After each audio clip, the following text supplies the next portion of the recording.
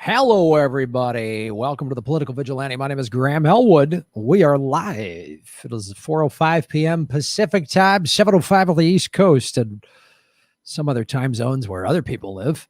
We're going to have Ryan Knight on the show in a second here, but just thanks for watching the show. Please hit the like button. Share this out on your social media. Well, that always helps.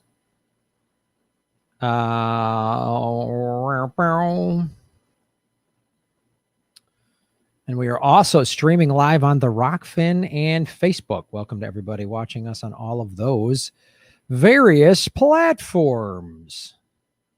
Hello. Hello, everybody.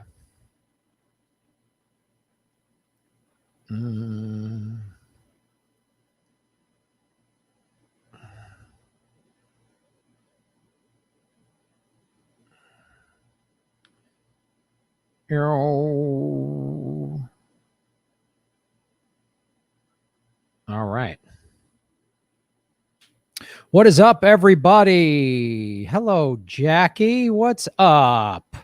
Marco, Backyard, Uncle Drew, Randy, Jen, Kim, Matt S., Sam Dean. Hello, Bob Swanick. What is up, everybody? Matt, hello. Angel. Jackie, haven't seen you in forever. How's everybody doing? They got the new fancy studio back. Oh, snap.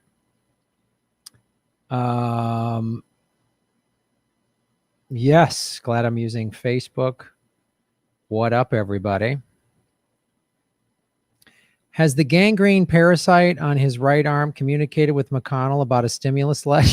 Gee, I don't know about Mitch McConnell's arm parasites, but I'm sure they're in talks right now. I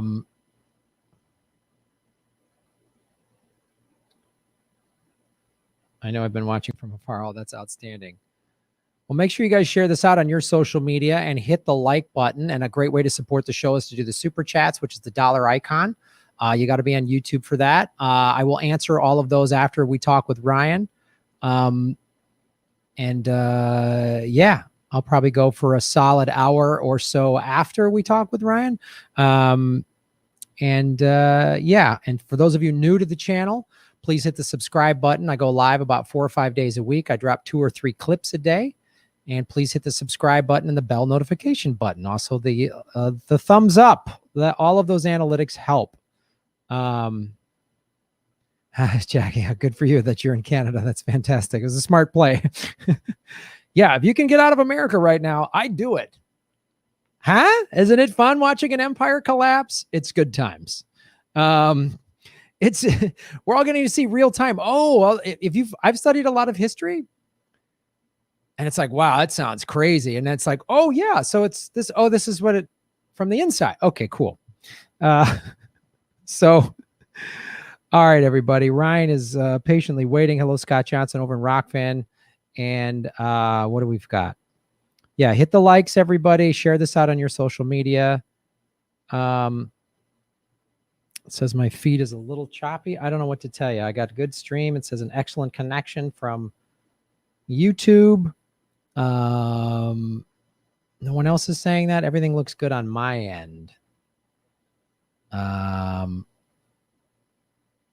Thinking of retiring to Costa Rica or just going to Africa to volunteer. Either one of those good options.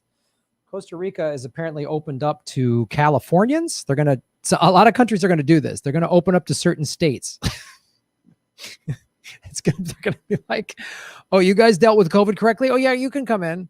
Costa Rica, big tourism place. I've been there. It's beautiful. It's great surfing. The people are very nice and they're hit hard. I was talking to a friend down in Costa Rica and they're like, it's tough.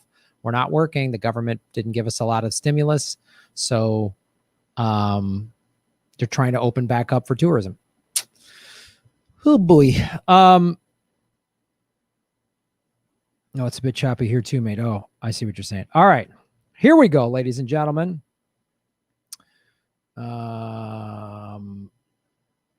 From the Amped Up with Ryan Knight podcast and on the advisory committee of For a People's Party, a party that I wholeheartedly support, let's welcome to the show Ryan Knight. Ryan, how you doing? Hey, thank you. Good.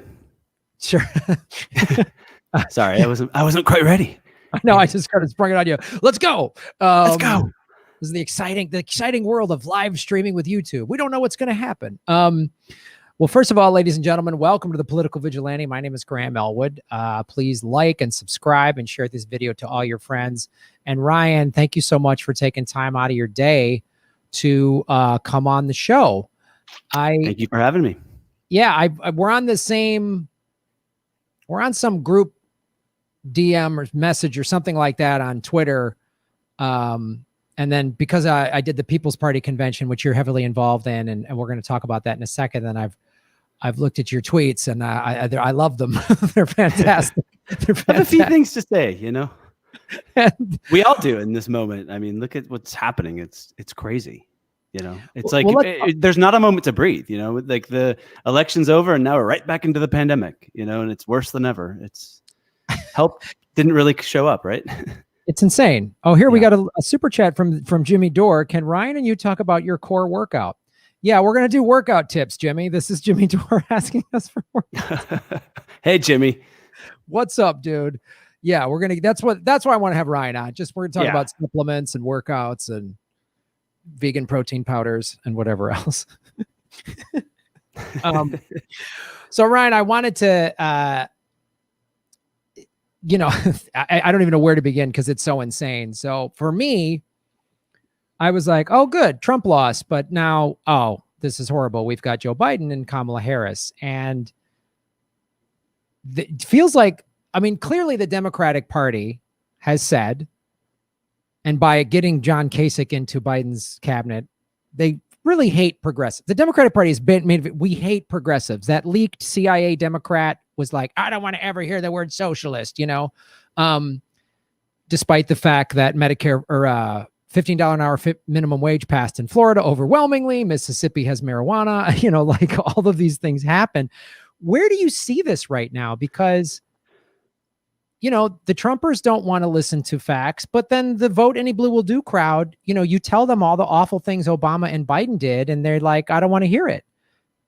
Like, yeah. And they honestly think we're going to pull Joe Biden to the left, which is not going to happen. Ever. Yeah, you can't pull Wall Street to the left. So how are you going to pull Joe Biden, who's owned by Wall Street, to the left? No, look, I wanted to breathe a sigh of relief when, you know, Trump was defeated, but you know, look who showed up, you know, and we know who Joe Biden is. Like these corporate Democrats, they want to, you know, punch left, govern for their corporate donors, feed the people empty platitudes, and basically take us back to business as usual, you know, take us back to, you know, 2016, to the Obama administration, which is the very conditions that created Trump and led to Trump in the first place. So it feels like we're stuck in this vicious cycle, right, that goes back and forth, you know, every 4 to 8 years from, you know, kind of neoliberal corporate extremism to, you know, right-wing fascism. And that's just not the kind of politics that's going to heal this nation or move this nation forward. Like you kind of alluded to, look, right after the election, what did the corporatists and the Democratic Party do? They tried to blame the progressives, right? They always punch left. That's their default. And what's interesting about that is that there's actually no facts to back up what they were saying. None, you know, the progressives who ran in close races on Medicare for all won their races. The more corporatist Democrats who ran, you know, status quo campaigns didn't really stand for anything except, you know, we're not Trump, we're not Republicans. That's kind of the whole corporatist message. And what happened? Those are the ones who lost their seat. And so when Spamberger came out and said, you know, we can't run on socialism, which is laughable because none of the Democrats are running on socialism to begin with, right? I mean, let's be clear about that. If they're running on socialism, we're talking about taking the means of production from the ruling class and putting it into the hands of the working class, which would be fantastic. But this is what they do because their goal, the Democratic Party, is a lie. Like they are not for the people. You know, a lot of liberals, I used to be a liberal. I am a recovering liberal. I fell for the platitudes for like 10 years, 12 years. I fell for the hope and change platitudes. I'll admit it. Yeah. And they sedate the public with platitudes and then turn around and govern for Wall Street and, giant corporations and the ruling class. They're basically like Republicans with better platitudes, maybe a little less racist. But their policies still really hurt, working class, poor, and communities of color. So I just feel like we're in this stalemate until the people wake up and realize that, like, Trump, we got rid of the corrupt president, but we still have the corrupt system, right? And that was always the problem. Trump was always a symptom of our corrupt system. And until we break the stranglehold that, Wall Street and giant corporations and the ruling class have on both corporate parties, nothing will fundamentally change. Like Joe Biden told those rich donors. And that's really the truth of it. That is really where we kind of are in this country. And it's depressing, but it just is what it is. Look at what happened with when the pandemic hit back in February and March. Like, we didn't go on a full lockdown like we should have. And then what did both corporate parties do?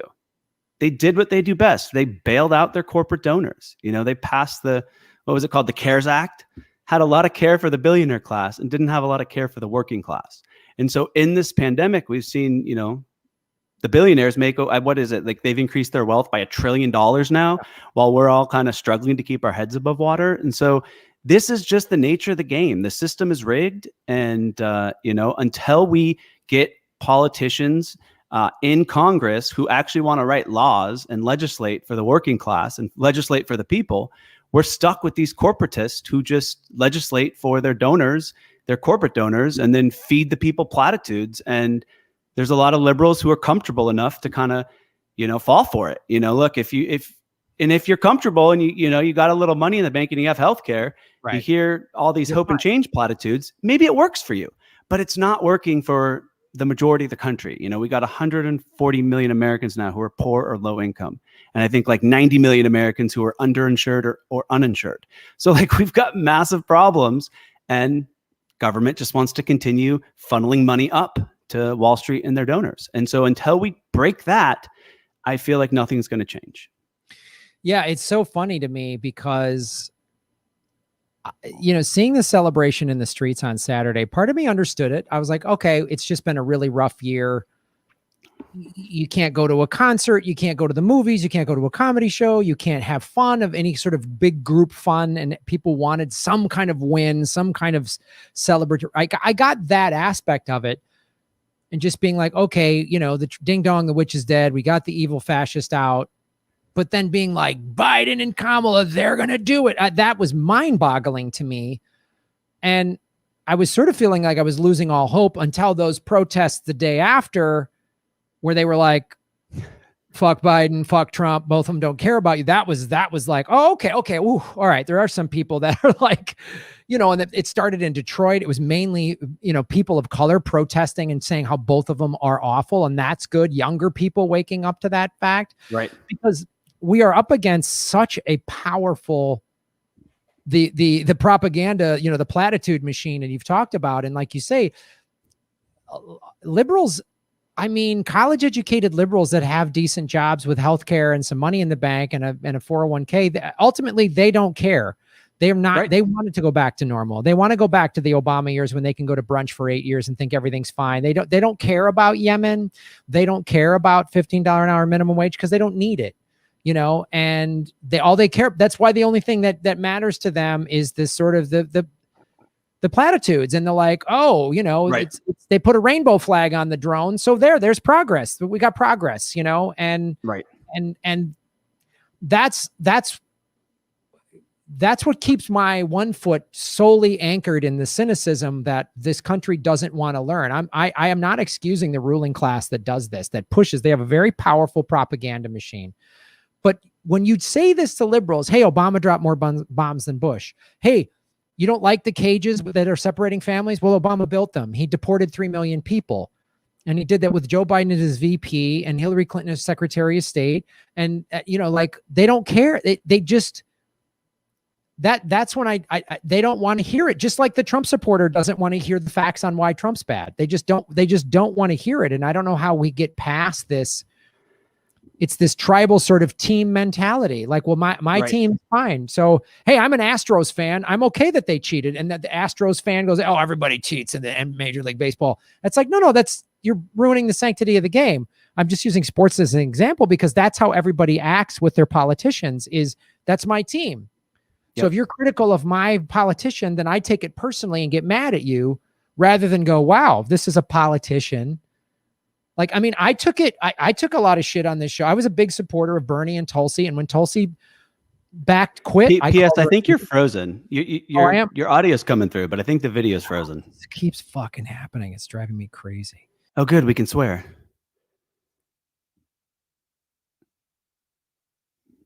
We can hear you, though.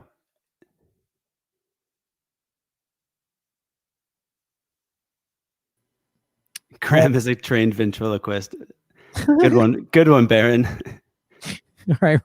So Ryan's just going to have to read the... why is it not recognizing my camera? God, this drives me nuts. No, but you're hitting the nail on the head. I mean, they've separated us into these two teams, and it's like they get liberals fighting with conservatives and, fighting on a few wedge issues. And, meanwhile, the 99%'s fighting, they're too busy fighting each other, to notice that the corrupt politicians are rigging the system against us and for the 1%. And so, it's like as long as both parties are owned by these giant corporations in Wall Street, people talk about, oh, we won the election. No, we didn't. Like the oligarchs won another election. Now we're just under the control of blue oligarchs instead of red ones. It's like until we have a party and we have, representatives in Congress that actually want to serve the people like they're supposed to, it's, the people aren't winning these elections. Special interests and, big pharma and the giant insurance companies, the defense industry, that is why they spend so much money. And also like, that is why they, they're those investors who hedge their bets, the billionaire class in these corporations, they give about half their money to Democrats and they give about half to Republicans. So, it doesn't matter who wins the election because they're invested in both parties. So no matter who wins, the corporations and the oligarchs win. And that's what happened, in just this past election, when they talk about, Democrats vote blue to save America, but then on the other side, the Trump supporters were convinced that like their team, the red team is also convinced that like they had to elect Trump to save America. Like, and I think what's interesting to me is both corporate parties feed their, their members so much fear and propaganda to control them, and what they're not doing is they're not actually feeding us policies that are going to improve our lives. Nope. So they kind of, it's like this whole bait and switch. And watching Trump like not accept the result of the election, it reminds me a little bit of what Hillary did. I'll be honest. Like, how it was like she blamed everyone else but herself after in 2016. It was Russia. It was Jill Stein. It was the Green Party. It was Bernie. It was the left. It was progressives. And what happens is when they crafted this whole narrative that it was everyone else's fault but Hillary, so there was like no honest reflection of the party, of the DNC, of the fact that like Hillary didn't have a real agenda for working class people. She ran a very kind of anti-Trump campaign herself. And same thing now with what Trump's doing. He's basically, telling his base that, it was all voter fraud. And so they do that. So like they're keeping the base compliant. They're keeping the base obedient. They're keeping the base from waking up and demanding better, from their party. And both sides do it. That's why we're in this corporate duopoly, and they're masters at it, And so then you add in the corporate media element, Fox News, MSNBC, CNN, they're never talking about real shit. No. They're talking about, oh my God, Pelosi ripped up Trump's speech.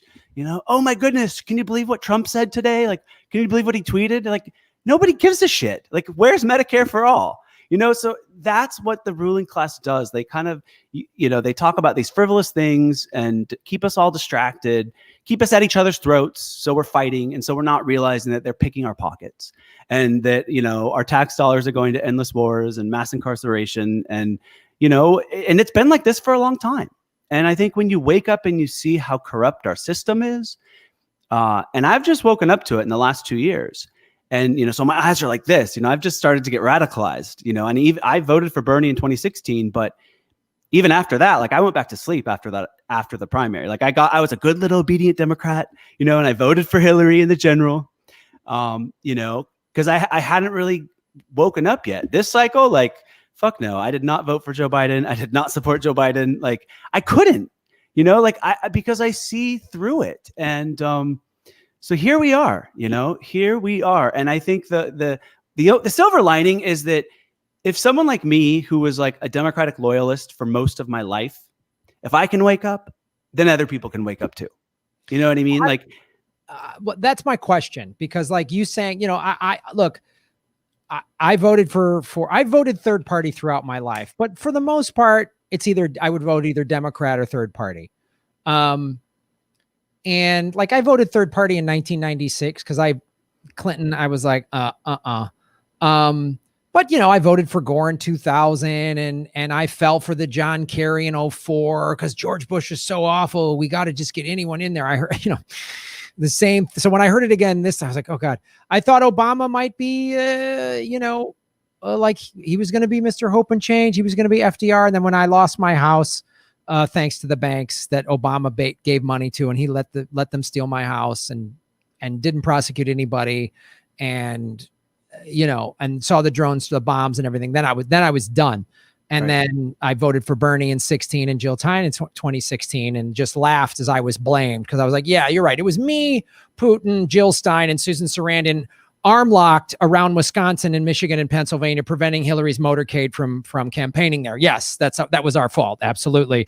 And I just saw the insanity, and I've been doing this show for 3.5 years. And in that time, I have seen the Democratic establishment make zero changes. They were playing the Russia card the week leading up to the election, or 2 weeks, even several weeks in the event that Biden lost. Yeah. In the event that somehow there was this, this silent majority of Trump supporters that just they were playing that card, and then when Biden wins. So suddenly, I guess Russia couldn't figure out how to hack this election. Oh, they don't even talk about Russia anymore. It's like, because that was the narrative that worked already. And, no, it's true. It's, here's my question though. This is my question I want to ask you, because you woke up, I've woken up, others have woken up, but then I see the numbers, the dancing in the street, and then we're going to pull Biden to the left and people still believing the same bullshit. How do we do this? Because you cannot reform the Democratic Party from within. You just can't. I mean, I've already seen, I think Bernie sold us out, Tulsi, AOC, they're already acquiescing. They won't call out the crimes of the Democratic Party anymore. They'll just say Republicans bad. Even AOC just put out a tweet like a day ago saying, oh, look at all these awful Republicans that won't stand up to Trump, which, okay, there's some validity in that, but no mention of the Republicans that Joe Biden is just going to rubber stamp into his cabinet. No bringing that up. So how do we, or do we just bail on the dumb fucking liberals and start going for working class people in the 100, whatever, the 96 million people that didn't vote? Like, do we just go? What do you think of that? What do you think we should do?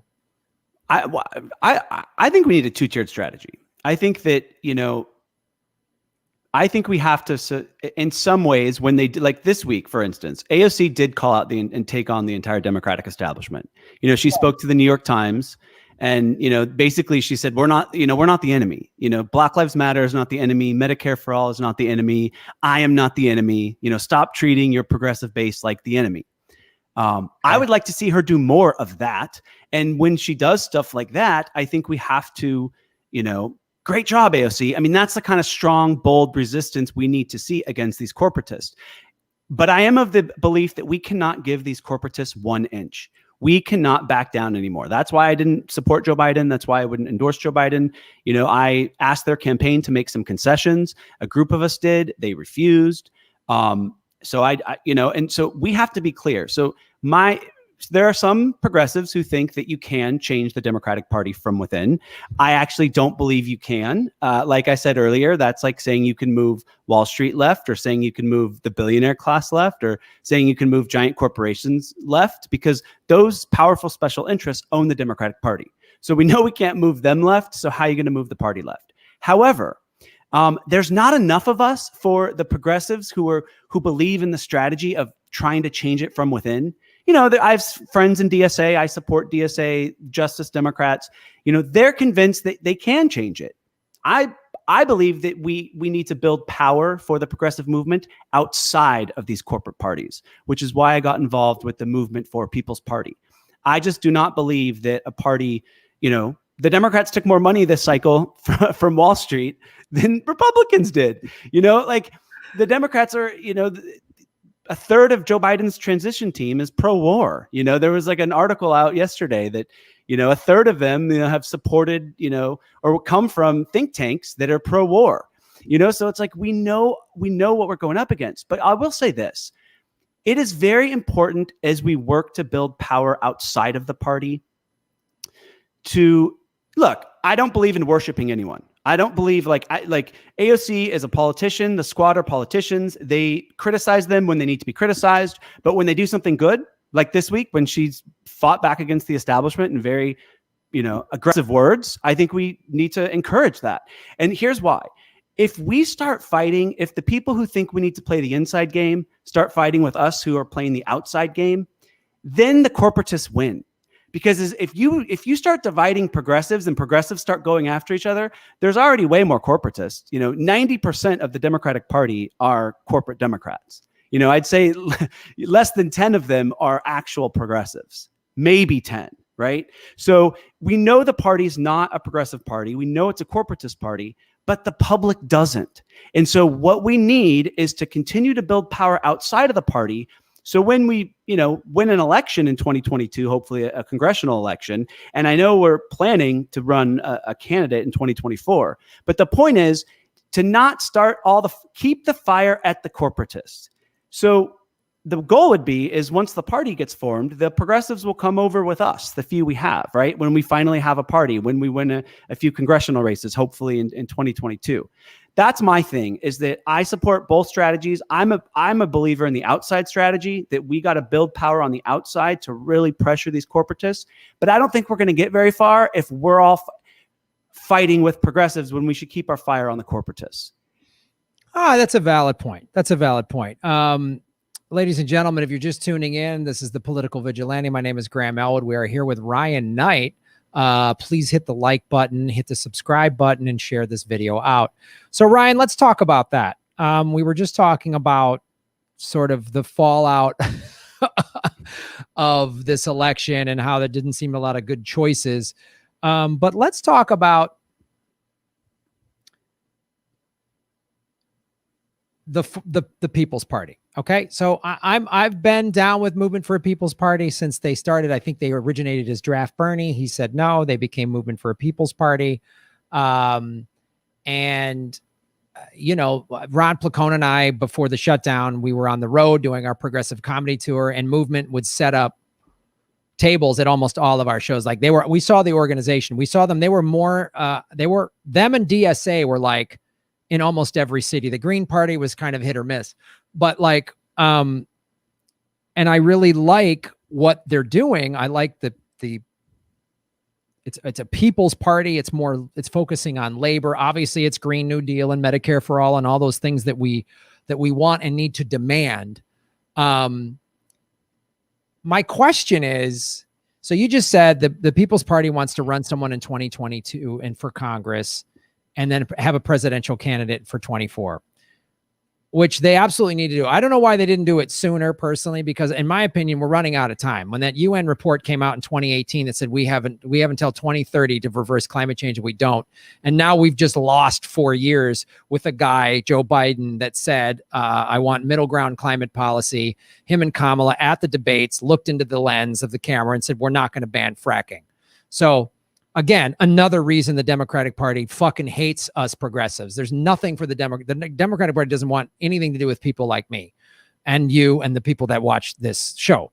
So what can the move, because to me, I was at the convention, which I thought was awesome. Cornel West, Nina Turner, you were there, Jimmy Dore, I mean, like all these powerhouse, Chris Hedges. It was like, okay, I don't know how movement can gain any real, I mean, it will be able to gain traction because all the Vote Any Blue would do people some of them are going to get evicted because the economy is going to collapse and it's going to be brutal. And the Democrats aren't going to do much. And some people will go, well, at least he's not Trump, but they're going to, I mean, this pandemic has revealed how corrupt our system is in both parties and all that stuff. And some people are going to really have to, they're going to be woken up to this, whether they want to or not. Like they're going to get kicked out of brunch because their credit card's maxed out.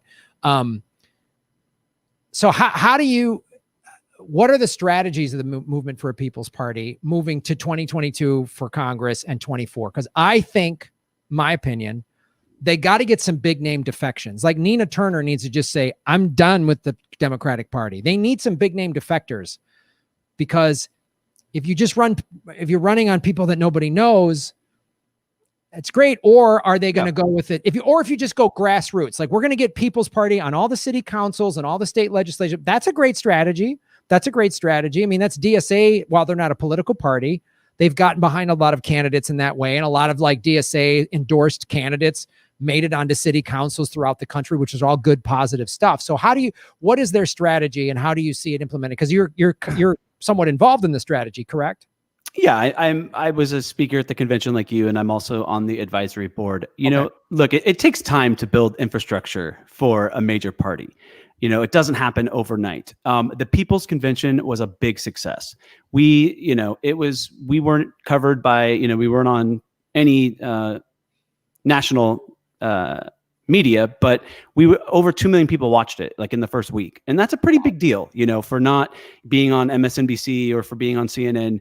And the idea is if you're going to break the duopoly, if you are going to go up against these two corporate parties, you have to build a multiracial, multi-generational working class coalition. And it has to be, because leftist policies are so popular, because Medicare for all, 70% of the country supports it. Yeah. A Green New Deal is, maybe a little bit lower, but right in there. And, universal basic income, the popularity is rising. The country wants actually leftist policies. The reason we don't have them is because both parties, again, are captured by corporate interests. So that's why, like a true leftist party, like a socialist party, for instance, I call myself a socialist now, but you're not going to beat the duopoly if you just run a true like leftist party. What you have to do is run like a Labor Party, build a coalition of working class people who maybe in the past did vote for Republican, maybe they're independents. But again, we don't have to water down any of the policies because we know that people support it. But the idea is to kind of do what Bernie did. Bernie had a lot of people who, used to vote Republican that was in his coalition that supported him, that just registered as Democrat to vote in the Democratic primary. So we've seen it before, but that is the greatest threat to the oligarchy is they use these wedge issues to separate us, a few cultural issues or, wedge issues like abortion, things like that. And so what the goal is to build solidarity across the working class with a party that is free of corporate money and free of corporate interests, and that can actually beat the duopoly in 2024. Now, you need to have a candidate that can get that can poll at 15% to get on the debate stage, right? We firmly believe that, say, for instance, if Bernie had run as an independent and didn't make this mistake of running in the DNC primary again, like he did in 2020, that he could have beaten Trump and Biden. You know what I mean? Like he definitely would have qualified for the debates. And so the idea is that like, if we can just get a candidate who is a populist, who supports the people, supports popular policies, and get them on that stage when 70 million people are watching the debate, and you got the right-wing kind of neo-fascist candidate spewing the same talking points, and then you got the DNC corporatist candidate spewing their talking points, and then you have like a candidate who's actually fighting and standing for the people and talking about policies to improve people's lives. Who are the people going to go with? And because the media that's really the biggest hurdle to breaking the duopoly, right? Like, look at this past cycle. Did MSNBC talk about Howie Hawkins? No. Did they talk about, Gloria La Riva, from the Party of Socialism and Liberation Party? No. Did they talk about the Libertarian candidate? No. So there is the media, the media is in bed with these two capitalist parties. And, so the idea again is to have a candidate, hopefully that has a higher name ID. Again, we're going to run our primaries fairly. They're not going to be like the DNC primaries. It's not like Debbie Wasserman Schultz rigging the primary. So whoever comes out of the primary that we would hold in 2024, that would be the people would pick, and that'll be the people's candidate. And then they'd go on to the general election, and pretty confident they'll hit that, someone like Jesse Ventura. He was polling at 18% at one point in a poll. That would have got him on the debate stage. And so, and he spoke at the People's Convention. So the idea is to have someone like Jesse running, someone like Nina Turner running, whoever wants to run, Tulsi, Marianne Williamson, whoever wants to run in our primary in 2024, and then see who the people want. And then we'll have our candidate to go up in the general. And that's just kind of that's the overall view of it. And if we keep building solidarity of, with the working class and people who are just tired of these corporate parties who aren't representing our interests, there is a pathway to do it. There was a poll out earlier this year, 57% of Americans want a new major party. So there is a thirst for it, and there should be, because we've seen over the last 40 years, income inequality get worse under both Republican and Democrat administrations. Ever since Reagan's failed trickle-down economics, each president after that, didn't matter if they're a Democrat or Republican, they pretty much govern the same way. And so until we break this vicious cycle we're stuck in, nothing's going to change. So that's kind of where I see it. A labor party that wants to bring the working class together to, take their power back from a government and from an economy that has just stolen so much power from working class people over the last half century. So then what about smaller races and down ballot and city council and state representatives? What is Movement for a People's Party going to do for that? Just sort of leave it up to people like, hey, I want to run for my city council, but I want to join the movement. I want to be a People's Party candidate. Can I just do that? Or how is Movement for a People's Party going to handle that? Well, let's see how it shakes here.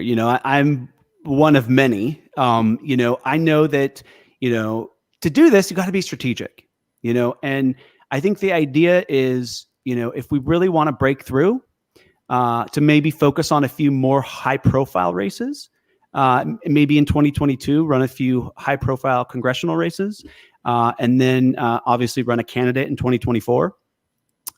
That's kind of, I think, because when you do that, then it's just going to, building from it sounds great. Like, oh, go start local and build. Do we have time for that? That strategy can take a couple decades, starting small, doing all these local races. Like, it's so the idea, is to go big. I think that's kind of the idea, go big. And, there's going to be, people are going to hear some things, there's things in the works right now. I think, Trump hasn't even said he lost the election, although he definitely did. Yeah, we got 60 some days of some mayhem happening. Like, right. But stay tuned. There's going to be news from the People's Party, I'm excited about it. I think that it's something. If we can build solidarity, and we can continue to just kind of build on what we did at the People's Convention, if the names I think that will come on board. I think it can be a path. I think it can be something that can really lift up the movement and really kind of shake up American politics. And that's what we need. We need to shake up American politics. And we need to get away from a system that puts corporate greed, over human need and over the, just the dignity and justice that everyone in this country deserves.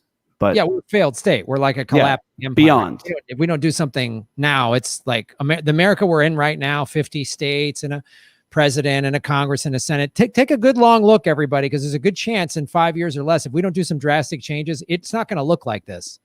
Like we're going to splinter off. It's going to be like when the Soviet Union collapsed, or I don't know what. I mean, it's just really. So my doomsday predictions aside, get crypto, everybody. Anyway, if I understand you correctly, because I know there's some stuff you probably aren't at liberty to say to us.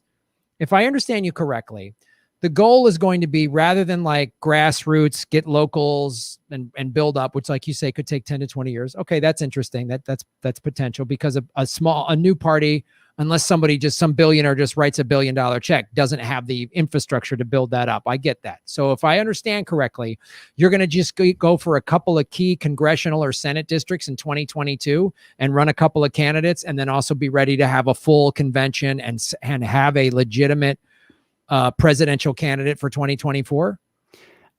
I mean, again, I'm one of many people that are working on this. But next year there's going to be the founding convention, and unlike the DNC, where a small committee that's full of corporate lobbyists votes on the platform, on the People's Party, everyone gets to vote on the platform. Every single person will get to vote on the platform.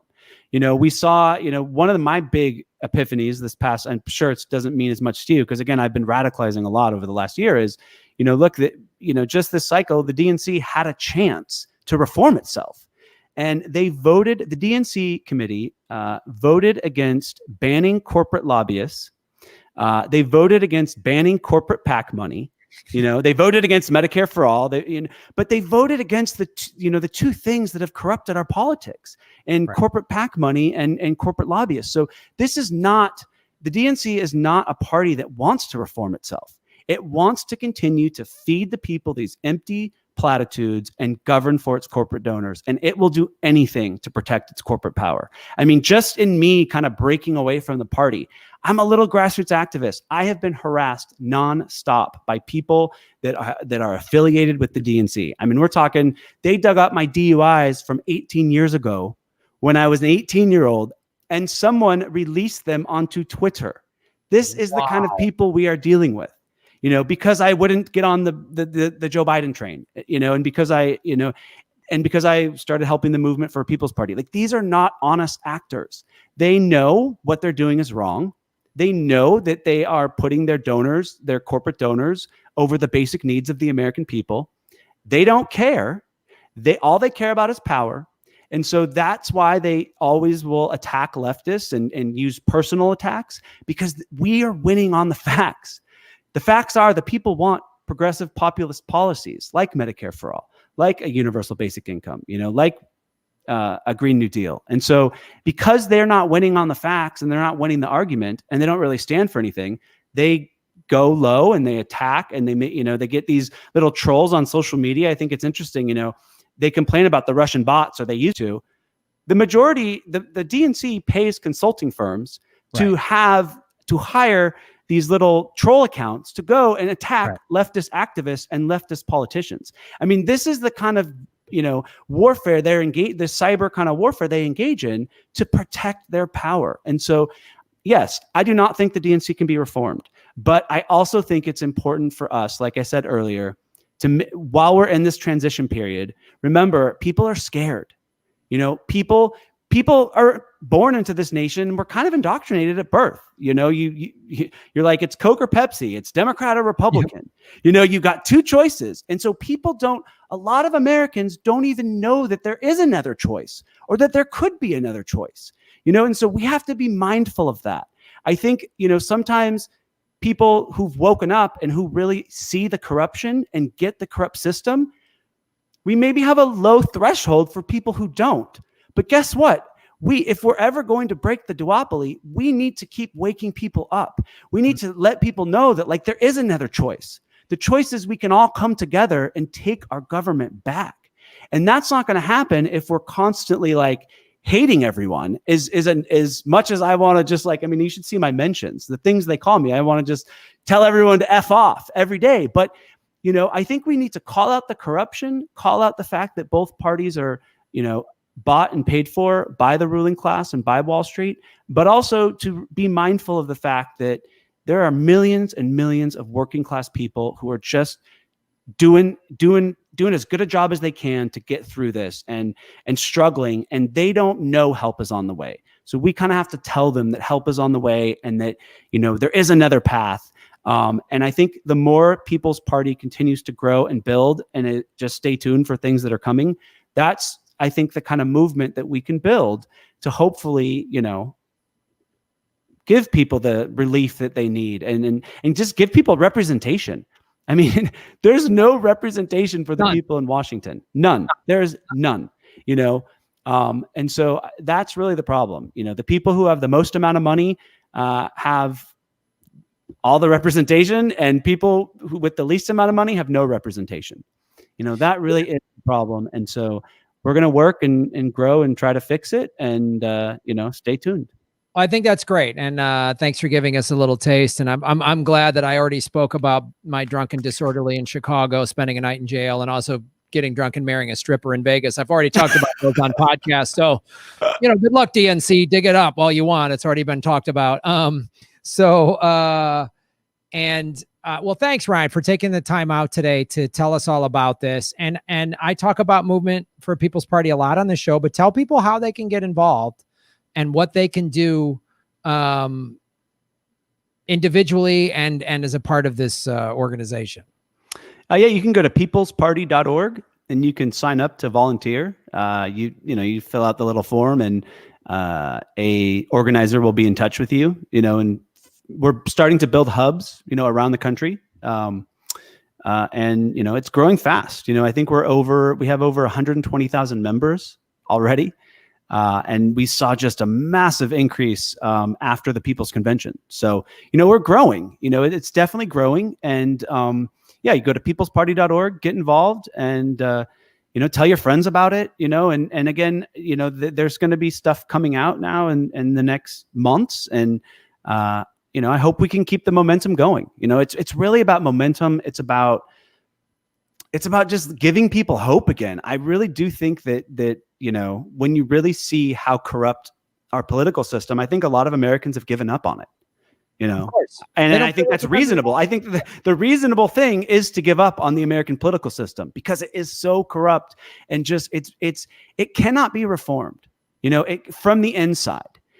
It's going to require bold systemic change, and a party that doesn't take corporate PAC money, the very thing that corrupted the other two parties, that is that kind of systemic change that could really shake up the system.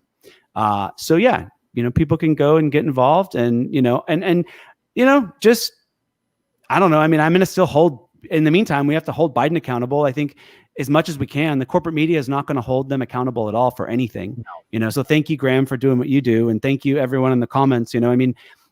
It's important for everyone to understand that, like, these corporatists want to, they want to just take our voice away. They want us to be defeated, and we have to keep fighting. We have to stay strong. We have to keep building solidarity in the movement. I think, when they took out Bernie Sanders again, and Obama made the phone call, I mean, that crushed me because I was so feeling it. I mean, I thought we had it. I really did. And if Obama doesn't make that phone call and call Buttigieg and Klobuchar a few days before Super Tuesday and ask them to get out of the race and basically clear the path for Biden, I think Bernie was going to win. Yeah. And I definitely think Bernie would have beat Trump. So, that's who we're dealing with. We're dealing with dishonest, corrupt actors in the Democratic Party. And so we have to start building power outside of it. And, I supported the Green Party this cycle, and I hope the Green Party keeps fighting. Again, I'd like to see solidarity amongst, all the independent parties. Maybe we'll have like a solidarity, task force or committee in 2021. I'm just spitballing, but it's just a thought. We need to, everyone who wants to break the duopoly kind of has to stay united because of corporate media. There's just not enough of us. And so that's really the key, is to, build as much solidarity as we can and keep chugging. It's going to be a long fight. But I hope that we can shake it up, and we'll see what happens. It's all we can do. Yeah, I agree with that. I mean, I've always done that my whole life. Whenever I voted down ballot, I voted, whatever, Peace and Freedom Party, I voted for, I don't agree with a lot of the libertarians, but I voted for libertarians when they were the only third choice in a certain, election for some Senate or state assembly member or something like that. So I agree that independent third party people, we should all be in solidarity. Like, vote for your Green, vote for your movement, vote for your libertarian if you got someone. But if there's nobody else, if it's the two corrupt parties and an independent, vote for the independent. Like, I have always done that, and I always will. So Ryan, thank you so much for taking time out on the show, and good luck over there at Movement. I'm a huge fan. I'm an elector. I was part of the Draft Jesse movement. I'm an elector in the state of California. So, if it comes down to it, I'm going to give an electoral vote to Jesse Ventura, which would be so fantastic. That'd be awesome. All right, man. Well, thank you so much, Ryan, for coming on the show, and you bet. And if you ever need to come on your show, let me know. Yeah, I'd love to have you on my show. All right, brother. All right, take it easy. See ya. Ryan Knight, everybody. That was awesome. It was great to have him on the show, and it's really cool. And he brings up a valid point. I know I'm pretty critical of the Vote Any Blue Will Do people, and I've been pretty critical of like the squad and whatnot. But I think we should be critical. But he brings up a valid point. To be fair, we should call out when they do stuff that's good, and call out the stuff that's bad. Like, okay, I'll watch or read that article or whatever AOC said. I'll give her credit when she does something good, and I will absolutely call her out when she acquiesces to the establishment of the corporate Democrat. So thanks, Ryan Knight, for coming on the show. Thank you, and we'll like, share, subscribe. Go to rockfin.com/Graham Elwood, patreon.com/Graham Elwood, and make Gotham great again. Boom! Shave your knuckles for justice. How about it, kids? Give me a quick second. 510 watching. Hit the like button, everybody. 270 likes. Let's get the likes way up there. Come on, get the likes way up there, kids. And let's read some of the super chats. A lot of them, I think, are from Jimmy Dore. Yeah. Jimmy Dore show. Boom. Go ahead and laugh, but core work is the most important. It's where it all starts. Thanks, Jimmy. Jimmy's not wrong. It's time to do core work. Jimmy Dore show again. Boom. Shave your knuckles for justice. Biden clearly did a lot of core work in his youth with what is carrying him through his dementia. Yes, core work helps with dementia, I guess, is what Dr. Jimmy's saying. Jimmy Dore again, making Gotham great again. You know how you pull Biden to the left? By his core. Great point. Get the likes up there, everybody. Jason Weymouth. Boom. Shave your knuckles for justice. How to grow your vegan guns. First you punch left, then you punch right. That's right. Look at them. Boom, boom. Look at this. Oh. Look at them. Look at them. Look at those guns. Another nice shirt. We're wearing nicer shirts now in the new fancy studio. Have respect for your show, Graham. That's what Jimmy said. Jimmy Dore show again. What's up, Jimmy? Thank you for supporting the show. Boom. You know how you defund against corporatists punching left? Core workout, mother truck. You can try to punch left, but you're going to have to deal with this. Vegan gun right here. Boom. I get tight in here, then I respond. Boom. Boom. Jimmy Dore show again. Shave your knuckles for justice. Just because you don't want to acknowledge core work doesn't mean you're better than me. Thank you, Jimmy, for coming on the show. Jimmy Dore show again. When you're a famous YouTuber, you can just go up to women and grab them by the core. That they just let you know. David Wint.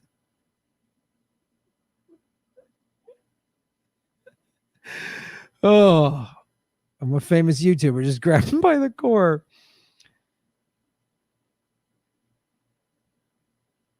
Enely show. Boom. Shave your knuckles for justice. Hey, Ryan. Catch Ryan on Amped Up. He's fantastic. Yes.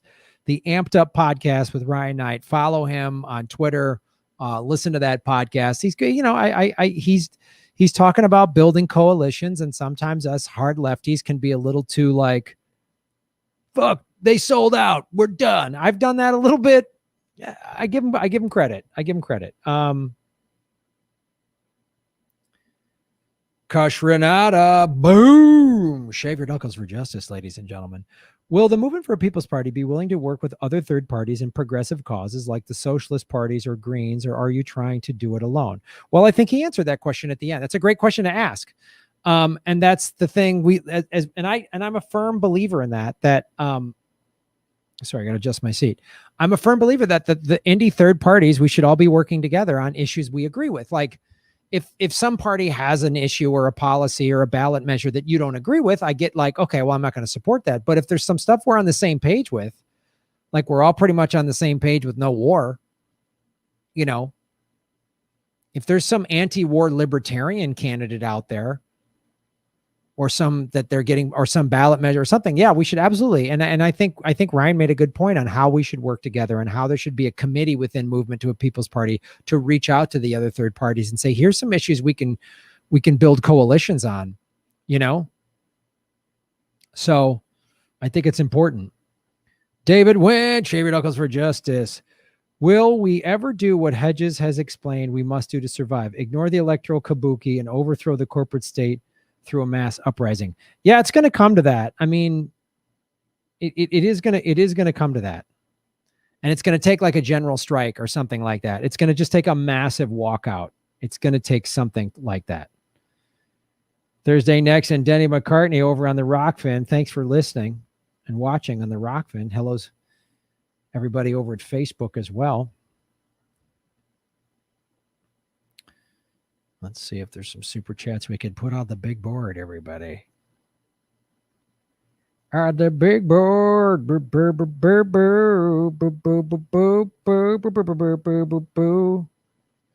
Green Party 2020 super sticker. Ba-boom.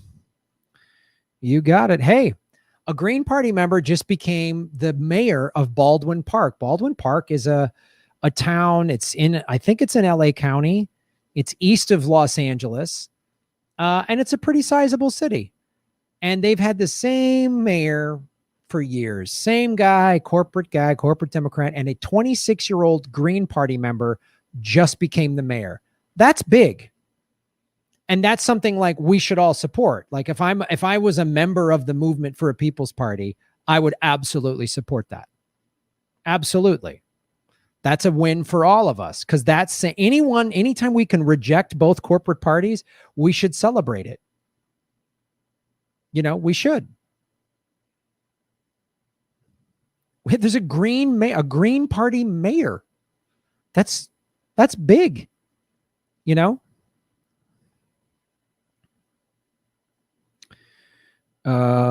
Dan McCarthy, Shave Your Knuckles for Justice. A bone for you too. Back to the sea. Nice.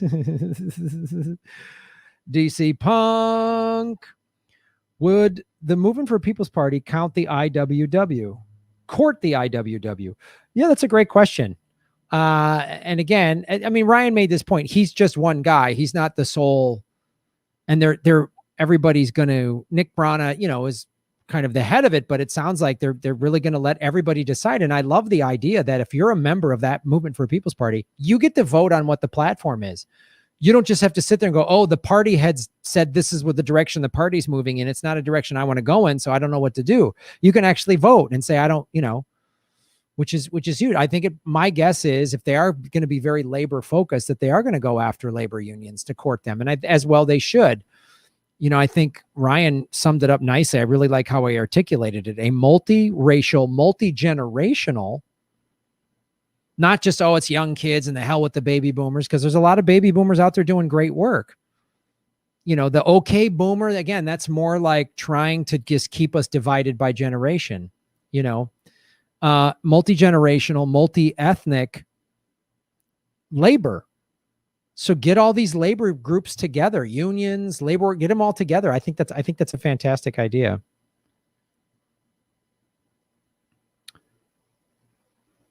Don't forget to rotate the knuckles. Shave your knuckles for justice. Rotate them for justice. Guns. It is Thursday.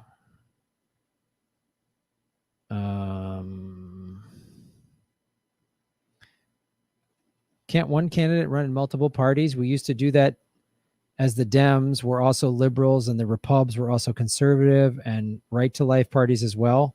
That's a great question. I don't know the specifics on it. It might come down to each state, you know. Kate, our moderator, hit the like button, folks. Please hit the like button. Please, if you're new, if you just came over because you're a fan of Ryan's or whatever, make sure you hit the subscribe button. We need subscribers. Just, it's quick, it's easy, it's free. Hit the bell notification. We go live 4 or 5 days a week. We drop 2 to 3 videos a day. So every time something drops, you're aware of it. Follow me on Twitter at Graham Elwood, where I announce when I'm going live, like today. And do your core work, like Jimmy said. Is Jimmy my core donor? Yes, I'm glad you guys like the. Thank you, Mona. Thank you for saying I'm sexy. I like that. Makes me feel good.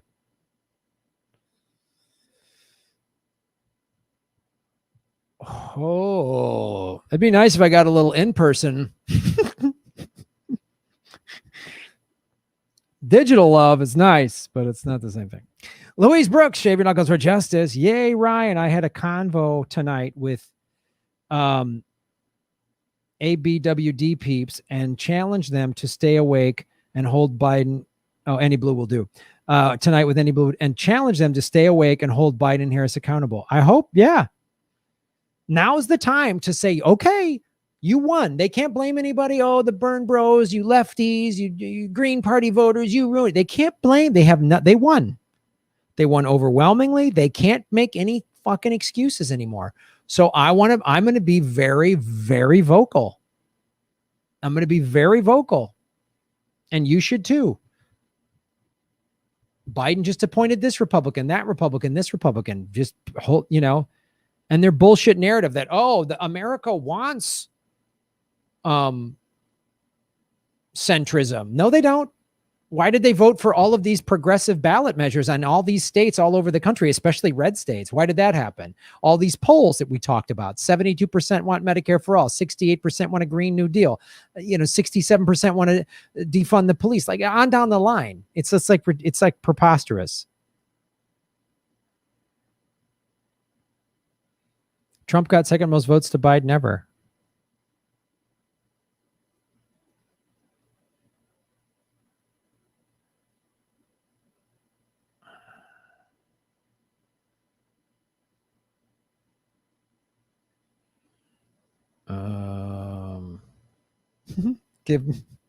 Put hair to Biden's left. That'll get him to the left. Queensland is way better. I don't know what you guys are talking about. Australia.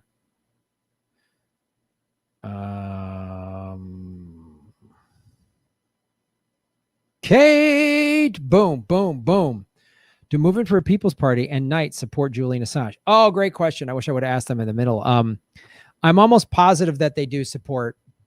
But go to their website. Look that up right now. But I'm almost positive Movement for a People's Party supports pardoning Julian Assange. I need a new headphone cable. It's just gone bad. It just keeps crackling.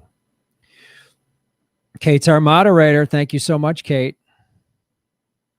I owe Kate some paperwork. Whoops. Whoops, whoops, whoops. Ooh, ooh, ooh.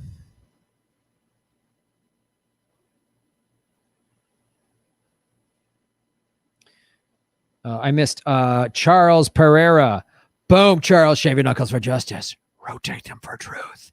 Thumbs up for something. Your veganism and Green Deal relies on exploitation of the global South. Your progressiveness is tied to neocolonialism. Why would you be better? Oh, interesting. Well, I don't know how veganism and a Green New Deal are rely on exploitation of the global South. I don't know about that. You're talking about if you took cattle rancher, dairy farmer land here in America, like Wisconsin, America's dairy land, which is not in the global South, and converted that to more plant-based agriculture that was more sustainable, because feeding dairy cows is not very sustainable at all, that would be great. I don't know how converting a farm in Wisconsin is exploiting the global South. I don't understand that at all. I don't think it's neo-colonialism. I don't see that at all. And when you say your Green New Deal, I'm mainly going after the Green Party, or talking about the Green Party's Green New Deal that Bernie Sanders adopted last summer. He made his green policy even better, and it's transitioning labor. Like, part of the Green New Deal is taking somebody that works in the fossil fuel industry. Let's say they live in Texas, or they work for a refinery somewhere in California, wherever there's a refinery. And let's say they make, I don't know, I'm just going to pick a number, $50,000 a year. Well, we transition them to a green job where they make $50,000 a year building whatever, wind turbines, solar panels, whatever. Now, there's a lot of raw materials that need to go into those products, and a lot of that is extracting, which that's a valid criticism, and I've talked about that before in the show. But there's also new research to say that there's a lot of plastics that can be made that are plant-based. And so I think just part of a Green New Deal would putting money into research to find plant-based plastics that can be used, that are harder plastics, not that can be used, or products that are sustainable that can be used to make stuff like solar panels or whatever. Also, converting cars to vegetable oil. So now, again, farmers are benefiting from that. Again, I don't know how that exploits the global South. That's a kind of a sweeping comment. Doesn't make sense to me. Nico Multaloa. Boom. This woman at my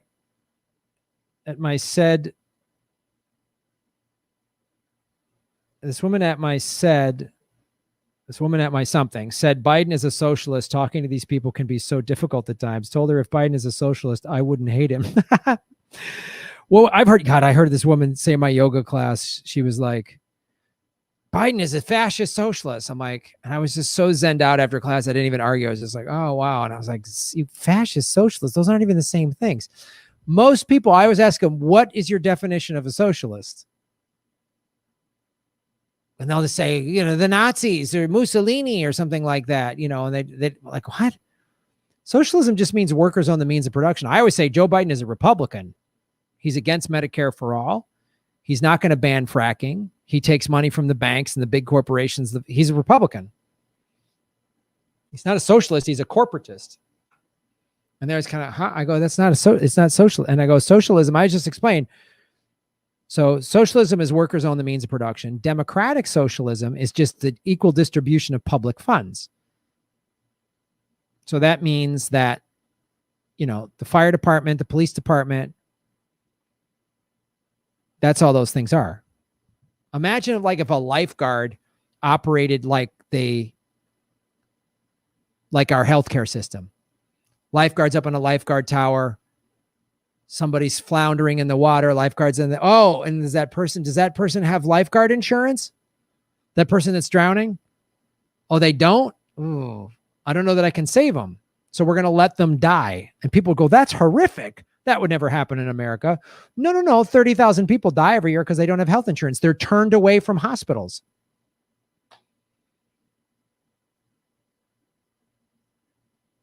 And say, that's the kind of socialism I'm talking about. And Joe Biden isn't even for that.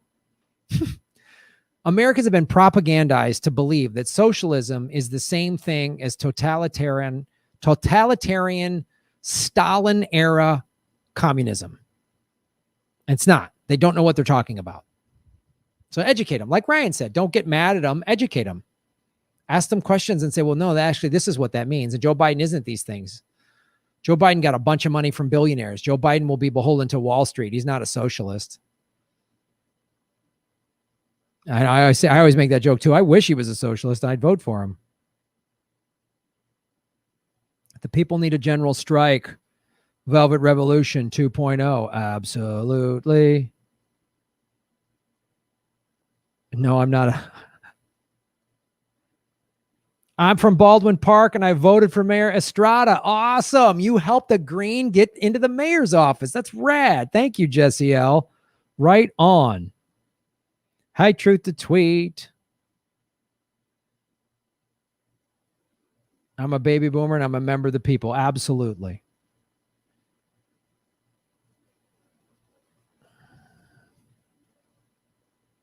And there's a lot of millennials who are ignorant and don't realize they're being screwed. Yeah, absolutely. So that whole like generation fight is just another reason that, or another tactic the ruling class uses to keep us divided. So don't fall for it.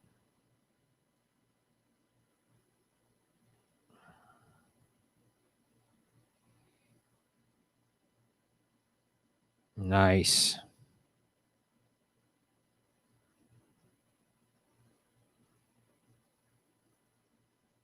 Good things to come indeed.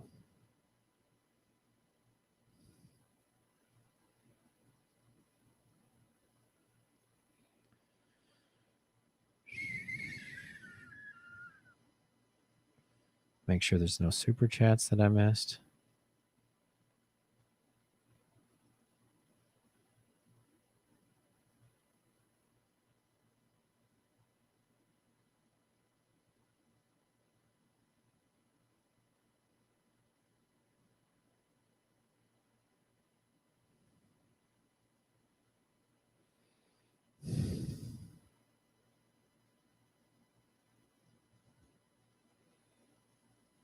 Boom. 390 likes. Let's get them over 400, everybody. BA, what's up, BA? Shave your knuckles for justice. Hi, Graham. What do you think about President-elect Biden's current top pick for Secretary of Agriculture, Heidi Heitkamp, who has a history of anti-environment votes and supports for big agribusiness? Oh, Jesus, Heidi Heitkamp. All right. Here comes the segment on Heidi Heitkamp. Jesus Christ. Heidi Heitkamp.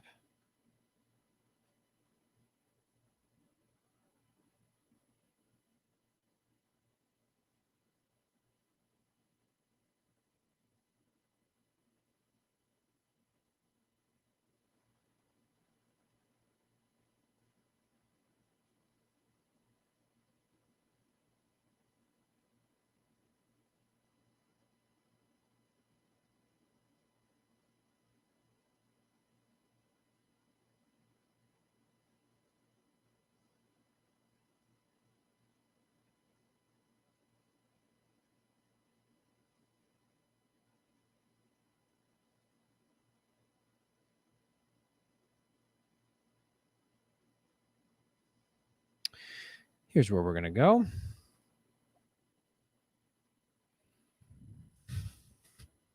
Heidi Heitkamp, good Lord.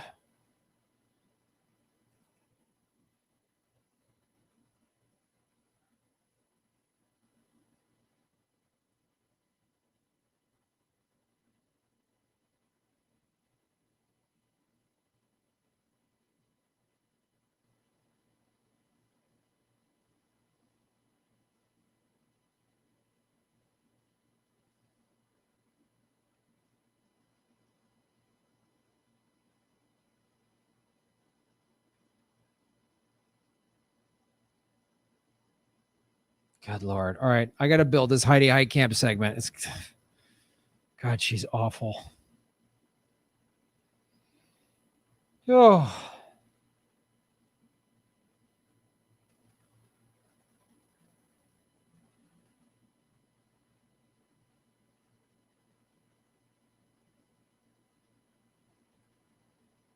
Heidi Heitkamp. Ladies and gentlemen, while we're putting together this Heidi Heitkamp segment, please support the show at patreon.com and rockfin.com. Rockfin is a blockchain cryptocurrency platform. It's free to sign up to Rockfin. All my videos that are on YouTube are also on Rockfin for free. And then there's premium content on Rockfin as well, which includes all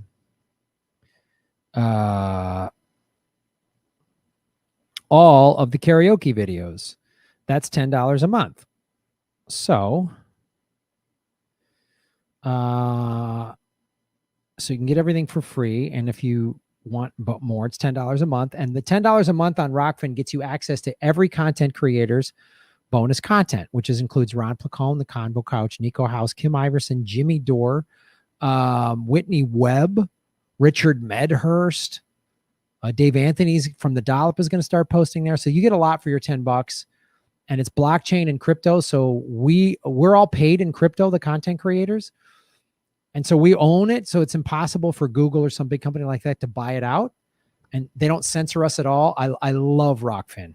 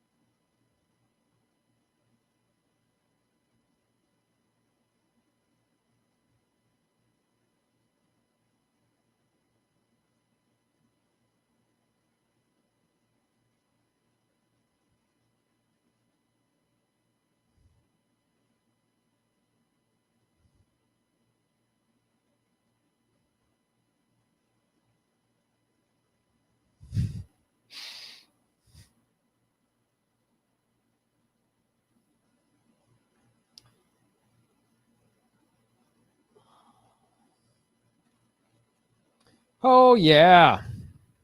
Everybody hit the like button. And also you can if money's tight, which I totally understand, you can support the show for free by watching the ads on YouTube all the way through, making sure you hit the like button, the subscribe. I know I say that's a broken, but it has a lot. It really helps the show a lot. All the likes and all that stuff helps. So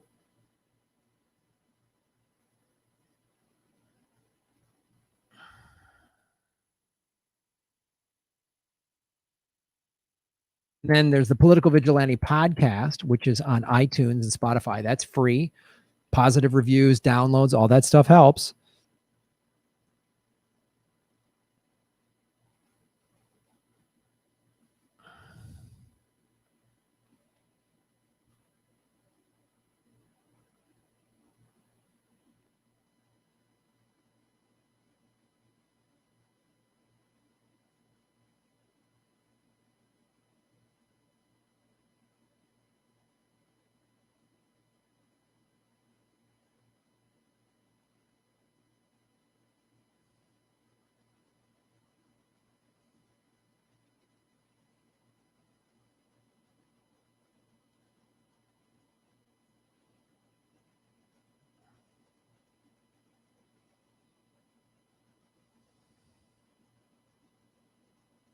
Ow. Also, Ron Placone and I are doing a comedy show November 21st. Hit the like button, ladies and gentlemen. Brr, brr, brr, brr, brr, brr. Boo, boo, boo, boo, boo, boo, boo, boo. Is it me or is the media / DNC pushing Trump coup to keep us from vetting Joe's awful transition team so far? Probably. Yeah, I did a video on it that's going to drop today or tomorrow. I'm not sure, about talking about this Trump coup thing. Not that Trump isn't, I mean, Trump's capable of doing some crazy shit in these last 60 some days for sure, but they're pushing that hard. Again, probably more distraction. Probably more distraction. Harry C. Smith, shave your knuckles for justice. I've been wondering if the reason it wasn't quite the landslide expected for Joe was many people voted down ballot but couldn't bear to vote for Joe. Thoughts? I think there's a lot of truth to that. I mean, Florida is the best example of that.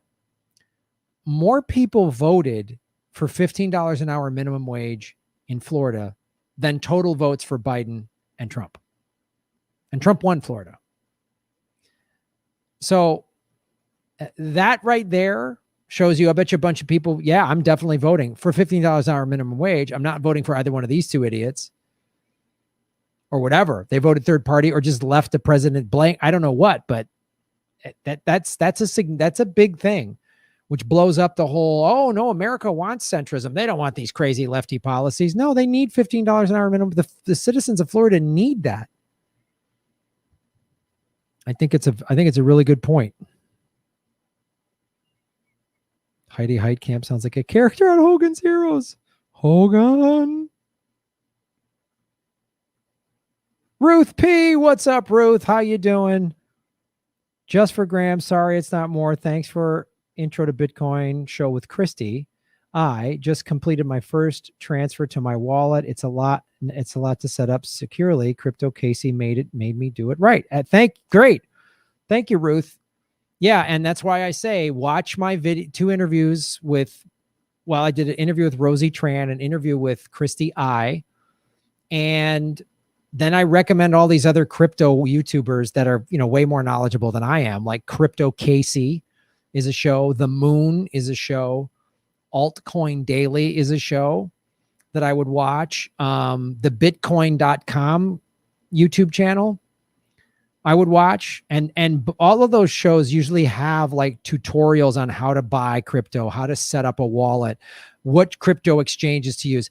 I've been using Coinbase.com because it's easy and it's a good entry level exchange, but I'm learning now there's better ones out there. That sort of Coinbase is sort of the PayPal of exchanges, but it's very straightforward. And as I learn more about different exchanges, I will share that information with you. Because they tell you to have set up, accounts set up on multiple exchanges. So anyway, thank you, Ruth. I'm glad.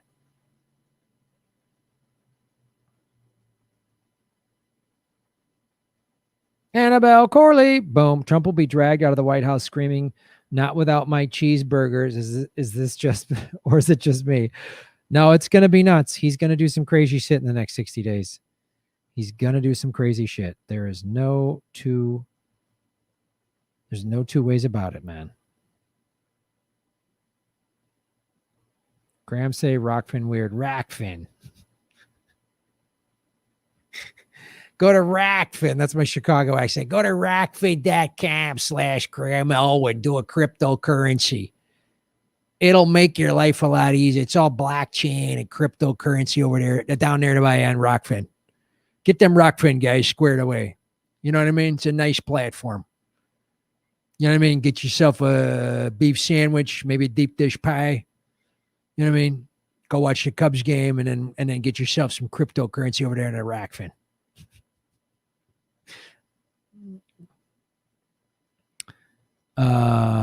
When YouTube went down last night, I started my Rockfin account, right? Rockfin. Get your Rockfin going. I was just watching the movie Thief with James Caan. Michael Mann directed it in 1981. Oh, God, is that Chicago to a T. This cops beat the shit out of him. They go, seems like a pretty stand-up guy. You know what I mean? You can take a trimming, which is an old school term for you can take a beating. You can take a trimming. Benjamin Petrie. Benjamin, I hope you're shaving your knuckles for justice. Have you ever played War Rift? It's a really cool AAA fantasy board game. If you're into that kind of thing, check it out at warrift.com. I'm definitely not the designer. I don't know much about it, but thank you.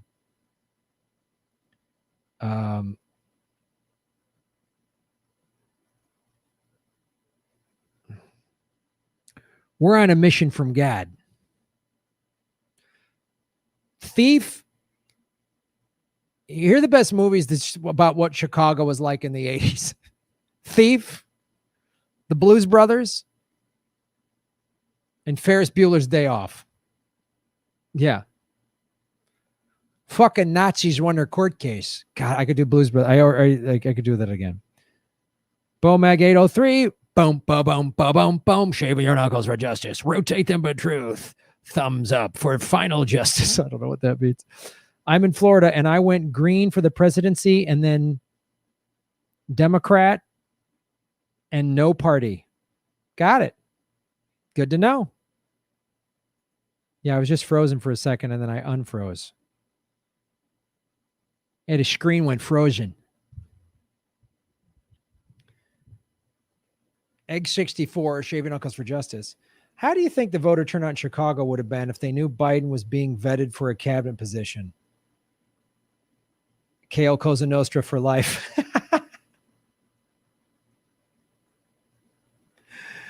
Oh, that's funny.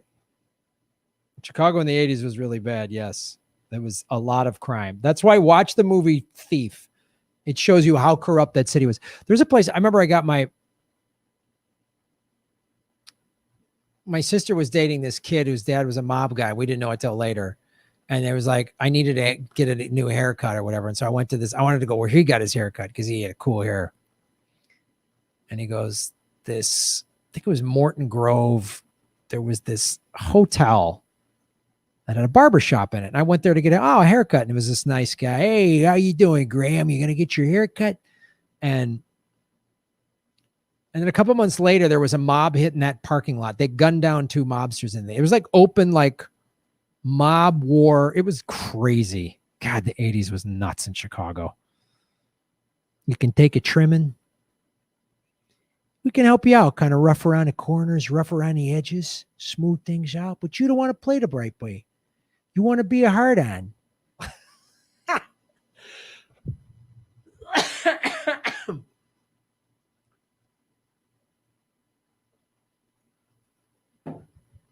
You can take a trimming. God damn, that's beautiful. Back to Heidi Heitkamp, ladies and gentlemen. She is fantastic. She was a senator in North Dakota, a Democrat.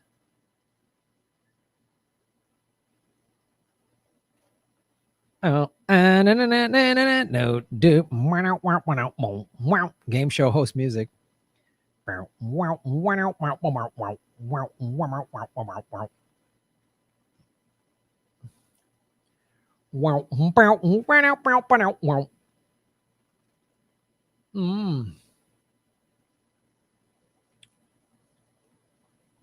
Oh, she's got a great history.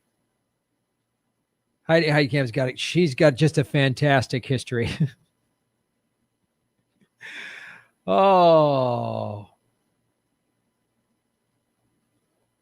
We got 2 honkies out there dressed like the Hasidic diamond merchants. What? They look like they're from the CIA or something. 1 want 4 fried chickens and a Coke. Jake. And the other one want dry white toast. Elwood. You better think. They want what you're trying to do to me. Yeah.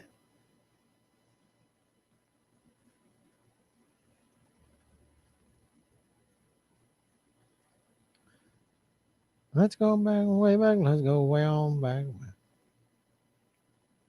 Don't you blaspheme in here. Don't you blaspheme in here. Blues Brothers, fantastic movie. The use of lethal force has been approved. And best of all, he's a Catholic.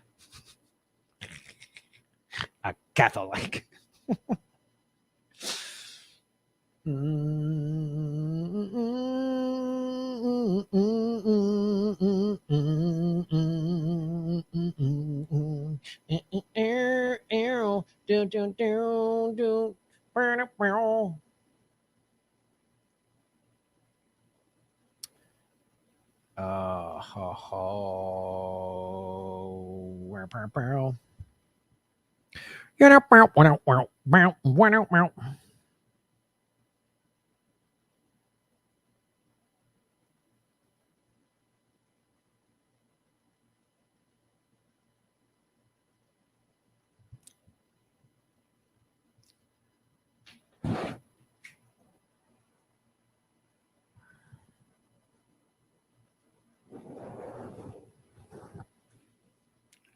Whoa. Hi, everybody. How are you doing? Hi, everybody. All right, everybody, please hit the like button. Support the show. Benjamin Petrie, Shave Your Knuckles for Justice. Do you think what Jimmy Dore is doing with pushing a third party is actually viable rather than supporting a progressive overtaking the Democratic Party? Absolutely. I mean, I've said it on this show. Ryan Knight just said it. You cannot. It is impossible. It is impossible to reform the Democratic Party from within. It's a fool's errand. The squad's not going to do it. Bernie Sanders isn't going to do it. It's not going to happen. We've tried this. It's not happening. It's not happening. So a third party is the only solution. You are not the Democratic Party, and they're as the Republican Party. They get all this corporate donor money. They're never going to give that power up. It's like going to a rich country club and expecting them to just suddenly let everyone in for free. It's never going to happen. Like Ryan Knight said, you think if you can reform the Democratic Party within, then join Goldman Sachs and see if they'll start reforming from within. Get a job with Coca-Cola and see if they'll stop making all these sugary drinks and stealing water from third world countries and just being more. It's never going to happen. It's never going to happen. It is a fool's errand. So Louise Brooks, totally random. In House of Cards, Claire's nonprofit was water-based, similar to Ghislaine Maxwell. So weird. Oh, man. House of Cards was an indictment of the Clinton family. I mean, it was pretty gnarly. Annabelle Corley, Graham flies out to Australia as Shatner for 14 hours on the plane. I would pay to see that.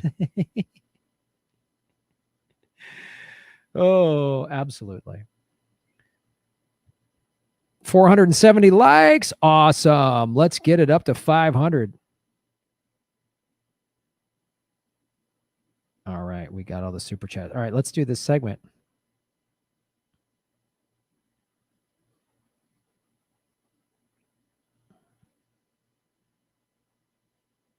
Nestle wants to privatize water.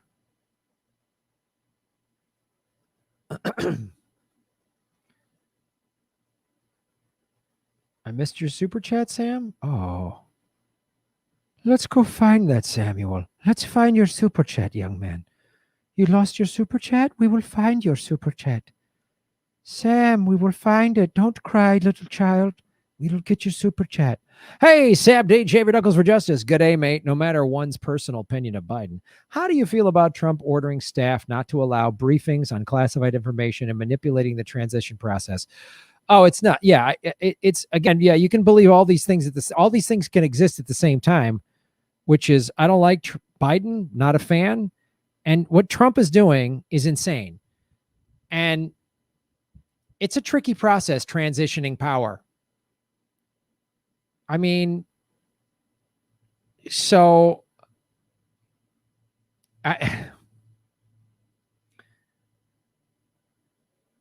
people don't realize. I mean, Trump could blow the whole thing up. I don't think he's going to stage a coup, but I think he's just going to be as difficult as he possibly can be. It's really screwing it up. It's bad. It's no good. No bueno. No bueno.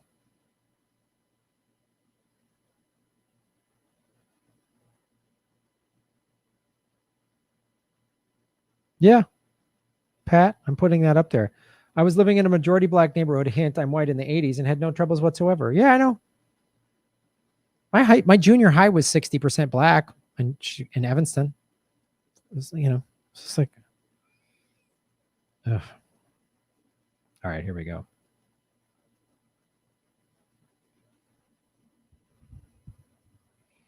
Scoot over.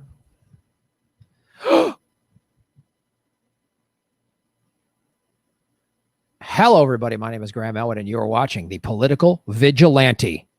From a studio deep underneath Wayne Manor in the outskirts of Gotham, we're making Gotham great again. It's so exciting. So Joe Biden is the big winner, and he's defeated big bad Trump. We've danced in the streets. And now, since Saturday, we've been watching Joe Biden hint at or just outright say he's going to put a bunch of Republicans in his cabinet. But he's going to put some Democrats, of course, too. Lately, he's put Heidi Heitkamp as Secretary of Agriculture. Heidi Heitkamp is one of the most corporate Democrats ever. She's from North Dakota. She's for the pipelines. She lost in 2018 because she voted against Brett Kavanaugh. But she's pro-oil. She's an oil lobby friend. She's a friend of the oil lobby. They love her. So of course she's going to be in Biden's cabinet because he said, I'm not going to ban fracking. Kamala Harris said, I'm not going to ban fracking. He wants a middle ground on climate policy. We don't have that much time. The UN made a report in 2018 saying we don't reverse climate change, getting off of oil completely and fossil fuels by 2030, what's done. It's too late. We can't reverse it. So she's just one of these oil lobby Democrats. And we're going to go into, we're going to go to Open Secrets. We're going to see where she gets her money from.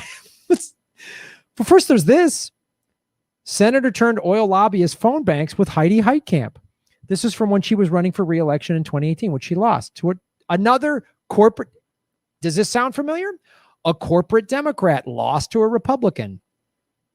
So just now in 2020, people like John Kasich, who is now going to be in Biden's team, unbelievable. And the media, which loves corporate Democrats because it's good for business, they're trying to push this narrative that America doesn't want the crazy lefty policies of these progressives. No, that's absolutely not true. It is not true. Every Democrat that ran in favor of Medicare for all won their congressional or Senate seat. Everyone. Every Democrat that ran against Medicare for all lost. I'm not making that up. So this is who she was. The lobbyist campaigns for North Dakota's incumbent senator as one of her clients is seeking to expand a controversial oil pipeline in the state. So Heidi Heitkamp was all down with pipelines. She loves pipelines. Right? This is the Democratic Party. She should have been... This is a Republican from 30 years ago. 30 years ago, Heidi Heitkamp would be in the Republican Party. The Republican Party has moved so far right, they're like fascist, and the Democratic Party has gone with them. So now the Democrats are like the Republican Party of 30 years ago, and we have no opposition to these parties. You watch those debates, and you looked at the ballot, and there was no one to vote. There was no major candidate. You had Howie Hawkins and Gloria La Riva. That's great. But no, they didn't know. Nobody knew who they were. They had no notoriety behind them. They had no money behind them. They got no mainstream interviews. Nobody knew who they were. Nobody. And the Democrats and Republicans are good at getting them taken off the ballots and all that. But you can't. There's no one to. You can't vote against the oil lobby. You can't vote against the corrupt two-party duopoly. This is This is the big Democrat. Heitkamp, a Democrat from North Dakota, is a moderate who, in a show of bipartisanship, helped push through two of President Trump's nominees to the Environmental Protection Agency, is now one of Biden's top picks for agricultural secretary, according to Politico. More evidence of the Democratic Party rubber stamping Trump's judicial appointments. The Democratic-controlled Congress has given him increases to his war budget. They've helped extend the Patriot Act. This is the big resistance Democrats. So now Biden won. So, okay, you vote any blue will do crowd. You say you're going to hold Joe Biden's feet to the fire. Do you want to meet Heidi Heitkamp? You want to see where she got her money from? Well, just go to opensecrets.org. So all the vote any blue will do people or the Republican Trumpers or whatever, that go to opensecrets.org, because donations are monitored by the FEC, the Federal Elections Commission. So they're a matter of public record. So you can see who donated what, where they got their money. So she was a senator for 2013, 2018. Retired organizations, lawyers, 2.4, Google, and Street PAC. These are the top contributors, right? Agriculture, nutrition and forestry, banking, housing and urban affairs, homeland security and governmental affairs, Indian affairs, small business entrepreneurship. These are the committees she's worked on. Let's break it down here. Oh, top contributors, Google. 123,000 in individuals and then $7,500 in PACs. The J Street PAC. Let's just look. This is what I like kind of doing. I want you to do this with me. Let's just look at what the J Street PAC is. Okay. I'm going to go to ecosia.org, which is the search engine you should use. It's a non-for-profit. J Street PAC. We're going to Ecosia. All right.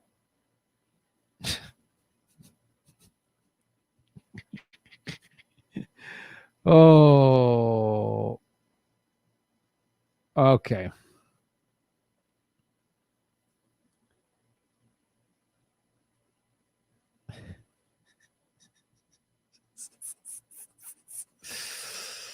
Okay. Here we go. We're going to do a little screen share. Let's find out who the J Street PAC is.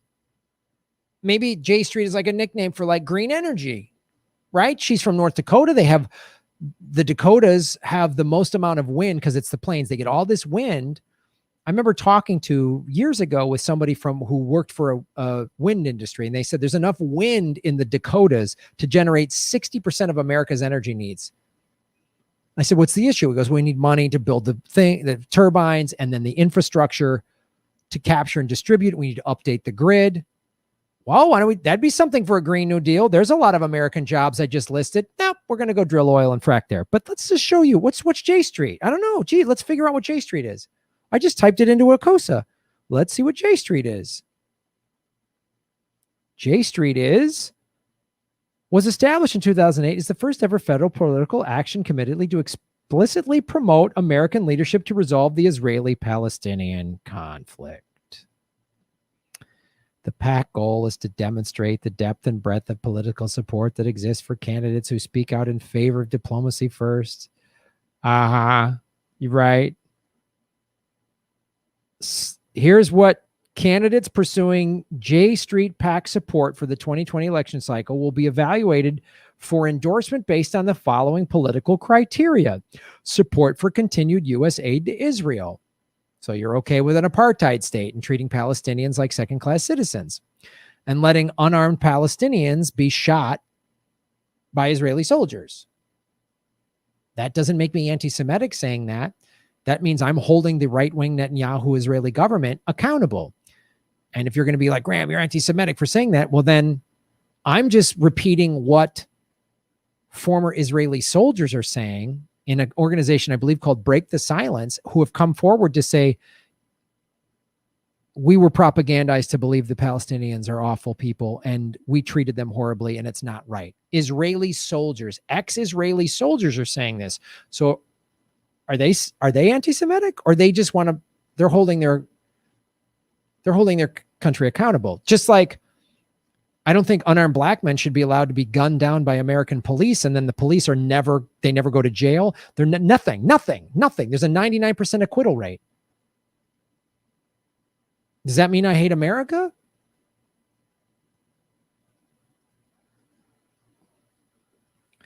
Support for the resolution of humanitarian other forms. Yeah. This is a pro-Israel lobby. Okay. And we're back. Motley Rice LLC, Goldman Sachs, our good friends Goldman Sachs. You know, one of the architects of the 2008 financial collapse. So there's that. Vote Sane PAC. Oh God, these people are just horrible. Retired lawyers, gets a lot of money from lawyers. Education, securities and investment. Health professionals. We know what health professionals, that's code for block the shit out of Medicare for all. That's what health professionals. Look at all this money. Okay. That's Heidi Heitkamp. Quick cursory search. Went to 2 websites, Open Secrets. All right, Vote Any Blue will do. You said you're going to hold Joe Biden accountable. Are you okay with her being on there? Okay, she voted against Brett Kavanaugh. All right, I'll give her credit for that. That's it, though. That's it. Wall Street, that's Joe Biden. Kamala Harris, they get big money from Wall Street. That's why they won the nomination. That's why they're going to be in the White House. And that's who their cabinet's going to be. Heidi Heitkamp, the most conservative of Democrats out there, is going to join, John Kasich, Republican, Mitt Romney, Republican, and all these corporate Democrats. And with a Republican Senate, They're just going to boom, boom, pass all this anti-environmental legislation, give corporations big tax breaks. There's a financial crisis coming. It's going to be awful. And you better believe there's going to be stimulus that continues to take care of Wall Street. The CARES Act that was passed in March was the single greatest transference of wealth in the history of America. We just got a little 3-week extension on our unemployment or whatever, right? We don't really have a real stimulus plan, thanks to Pelosi. Didn't want to pass one before the election. Now Trump's going to say, I'm not passing one. He's a little crybaby. So who'll get screwed? The American people. Yay, Trump's gone. Okay. You know, did you, when people were dancing in the streets, and I understand wanting to celebrate, just finding some good news. All right. Did you realize you were celebrating that really the oligarchs won? That's who won this election. The oligarchs did. They control both parties. All right. I'm going to break Heidi Heitkamp down in a way that you're not going to see CNN go through open secrets like that. They're not going to go through the J Street PAC.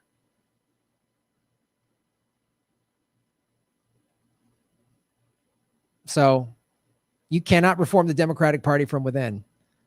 Join Move It for a People's Party. Go to their website, join them. This is, but really we need a general strike. I just don't see how we're going to change this electoral system without just a full-on shutdown, a general strike. Thanks for watching the show, everybody. Like, share, subscribe, support us in all of the ways. I have a Bitcoin wallet, Bitcoin Cash wallet, Ethereum wallet. I have a PayPal button at GrahamElwood.com. I have Venmo at Graham-Elwood. Thanks for watching. You're making Gotham great again. Yeah, boom. Shave your knuckles for justice.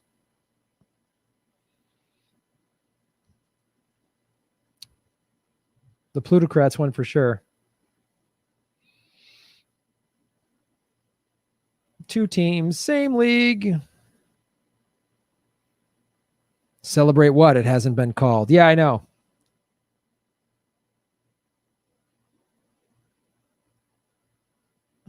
Stop trying to reform the Republican Party from within. The DNC. Hint to Bernie and the squad. I know.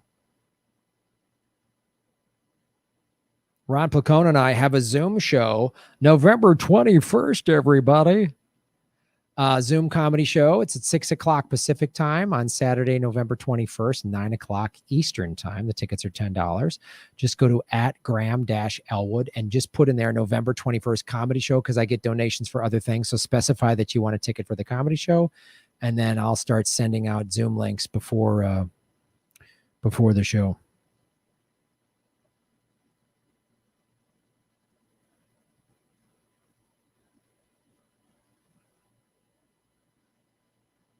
$516 likes. I love it.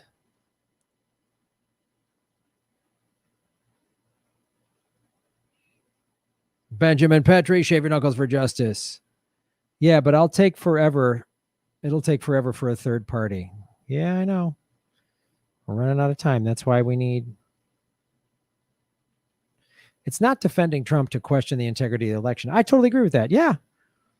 Absolutely, we should talk about election integrity. We should be like questioning how our elections are won, and this specific election. I think we should call out all of the cheating that both parties do in this general and the primaries, all of it.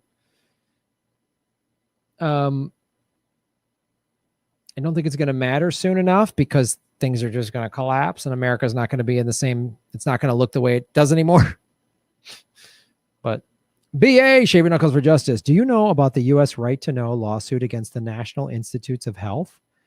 Its aim is to uncover what is known about the origins of SARS-CoV-2 and the risks of biosafety labs. Ooh, I do not know about that, but I like that. I've talked about on this show, Fort Detrick, a bunch of pathogens get mysteriously escape. Yeah. It's a good... I like this lawsuit. Thanks for making us aware of that, BA.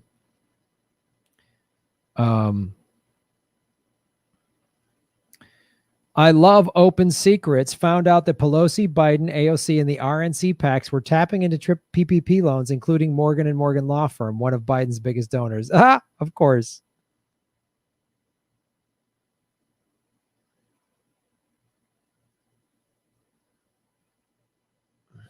Sam Dean, what's up, Sammy? How's it going down under? Shave your knuckles for justice. rotated the other way down under for truth. So Pompeo says there'll be a smooth transition to his second term for Trump. Yeah, Pompeo's nuts. Another wing nut.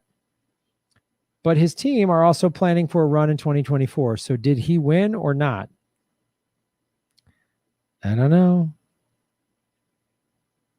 I don't know. I don't know. Still state electoral shenanigans to come. I know. I know when Pompeo said that, it was like, oh God.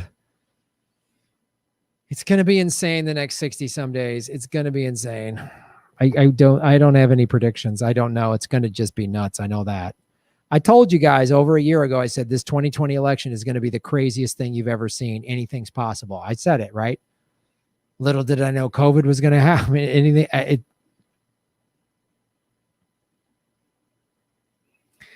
I had Karen Rontowski on the show Monday, right? She's the psychic that did a reading, and she's like, we might not have a president come February. Like America might not be what it looks like anymore.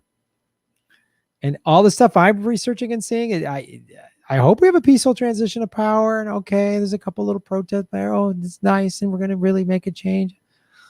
I hope.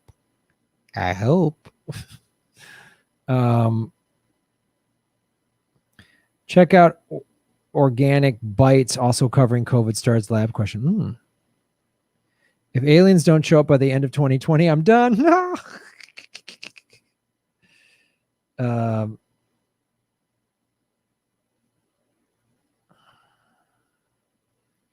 Isn't it hypocritical seeing all these DNC people on TV decrying Trump's intransience to just accept the election results when they spent 3 years screaming Trump was it? I know. They're so hypocritical. Just accept the election results. Wait a minute. You guys said it was Russia for 4 years.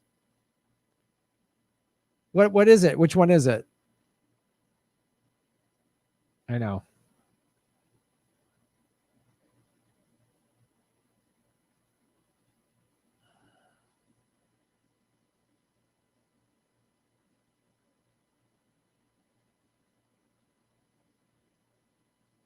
Beam me up because Earth is whack. Correct.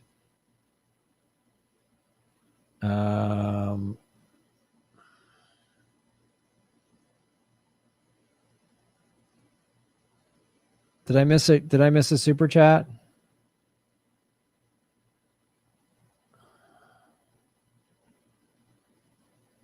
I think I might have missed a super chat.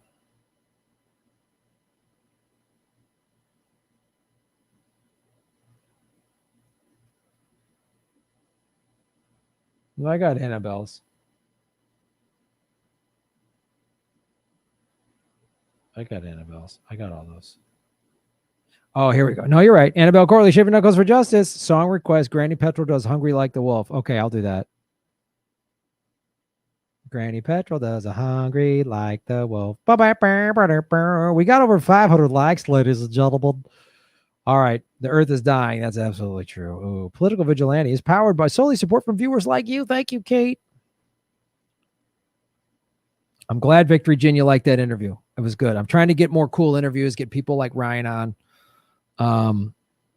And people with big followings, when they come on the show, it helps my numbers, which is also important. But it was really good listening to Ryan. It was really good listening to Ryan.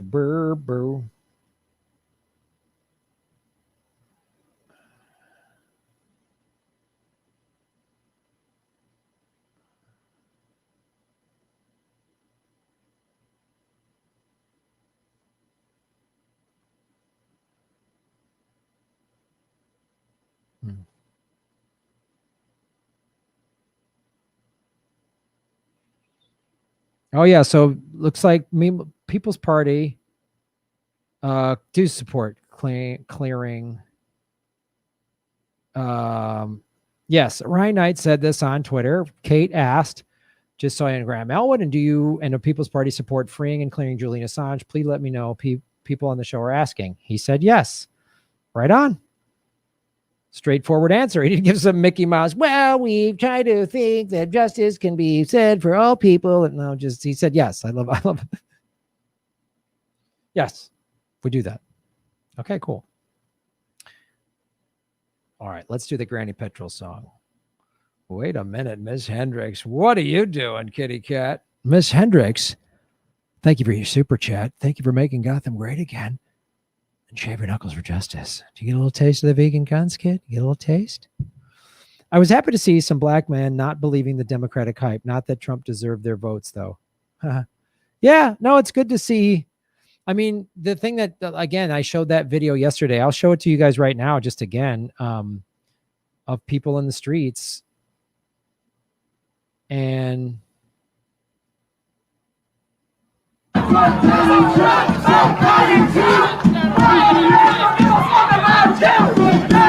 that sign that they're posting said Black Lives and Brown Lives Matter. And you see, it's just all different people. This is in Detroit, all ethnicities. I mean, that just, everyone's going to vote for all the black people are going to vote for Biden, and they're all going to vote for Kamala. Not necessarily. That's not, people are waking up.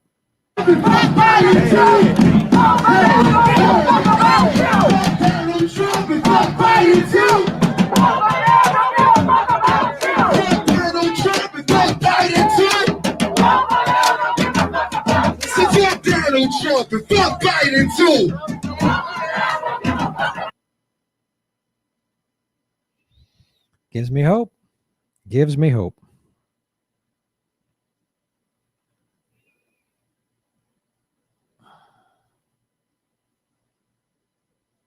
Sam Dean, what's up, brother? On a lighter note, being that it's Friday the 13th here in Australia, what are a few horror movie suggestions for my marathon tonight? I might chuck one in. Oh, God, I get scared so easy. I'm not a huge horror movie person, but I go old school. I would say Poltergeist, which came out, I think, in 1980. The original Amityville Horror. Get out. It's terrifying.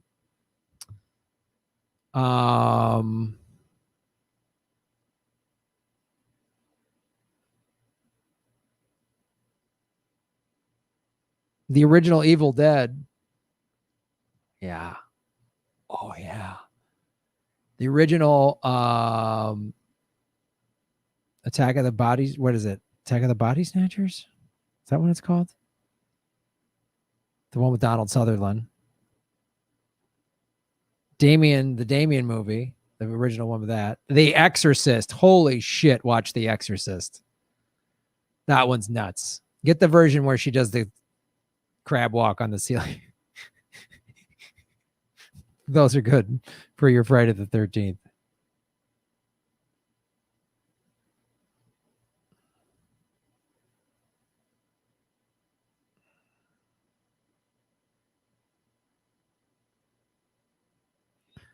There's a picture of the ghost child from the original Amityville Horror House. Oh, Freddy Krueger. I never watched I never really got into the Krueger movies, but I don't know. Somebody might want Night of the Living Dead. We're getting some good picks here. Those are my picks, Sam Dean. I go old school. Jason Milton, what's up, dude? You're shaving your knuckles for justice, which makes Gotham great again. Go, go, go, go, go, go. What do you think about Chuck and Nancy running again for Democratic? Okay. Running again for Democratic leadership after losing seats while Congress Dems are blaming AOC, defund the police, and Bernie for it. Yeah, of course. Just go away, Chuck and Nancy. Just leave. Just go. Just nobody wants you here. Just leave. Just leave. I mean, they'll probably run again. I don't know. Like I said, that Invasion of the Body Snatchers, 1978. That's the movie. Invasion. That was what I think. That's the one with Donald Sutherland. Watch that one. But yeah, Jason, I don't know, dude. I just think like the Democratic Party is beyond repair. They punch left. They blame progressives. All progressives leave that party. They hate us. They hate us. Don't vote for them. Don't donate to that party. They hate us. Get out of that party. Join Movement for a People's Party. Join the Green Party. Whatever. Get out. That party does not want us. They hate us. They hate us. They blame us for everything. And they're the ones getting in the way of us having all these things that the whole country wants. The reason we don't have Medicare for all is because of the Democrats and the Republicans. But if the Democrats were actually the lefty party they claim to be, it would be overwhelming. They would win all these elections. They would never lose. They would never lose. If you were the party of Medicare for all, you would have gotten 70% of the votes. If you were the party of the Green New Deal, you would have gotten 68% of the votes. You would own the Congress, you'd own the Senate, you'd have the White House. It'd be a done deal. The Republicans would just be this angry little racist, greedy party of corporate. But no, both parties are. Both parties are. Oh, Christ, they're the worst.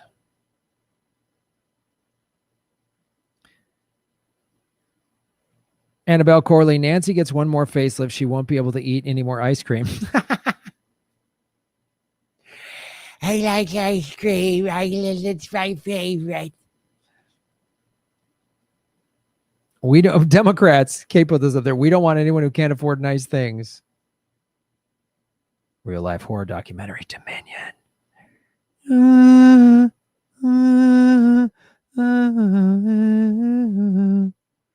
Watch Annabelle the movie. Ooh.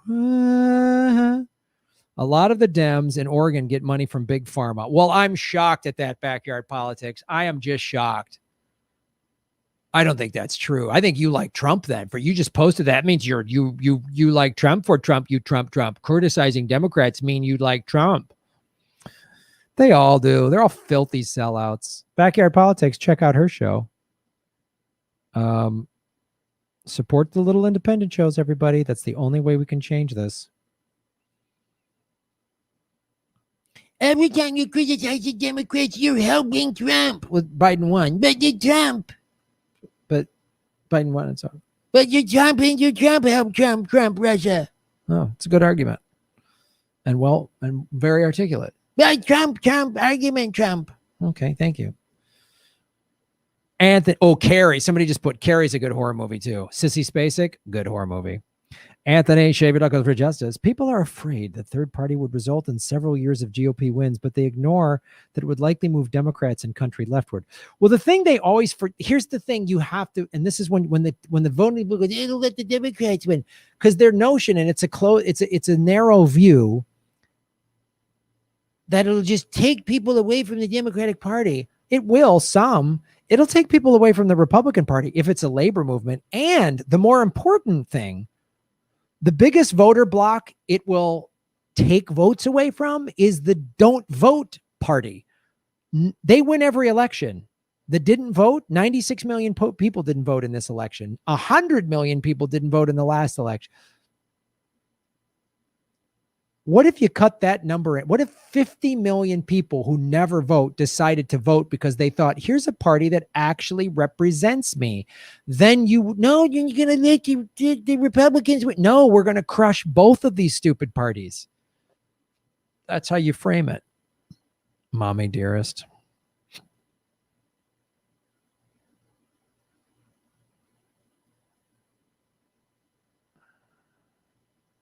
Okay. Ex-wife on a temper tantrum destruction path home video. That's a horror movie. That's funny. All right. Granny Petrol sings "We're Not Gonna Take It," right? That was what Annabelle suggested.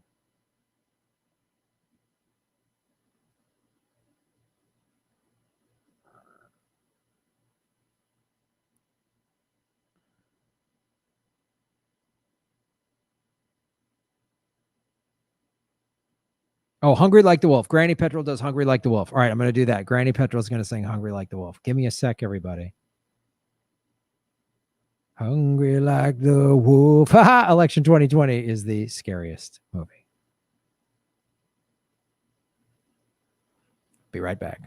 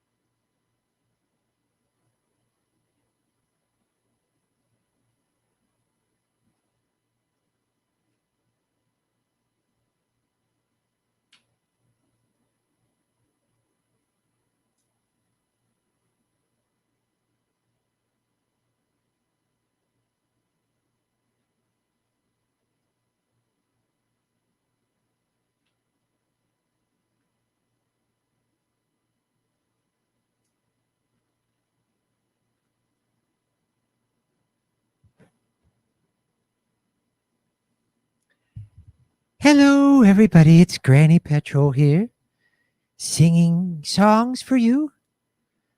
And I, like a righteous oil derrick pumping oil, I'm hungry like the wolf. Oh, yes. This is what we need to do, everybody. Let's get that song ready to go.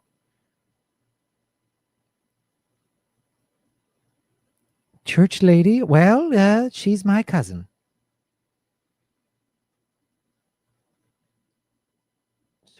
Find this on YouTube. Thank you for watching the show, not listening to Greta scream about adults being bad people.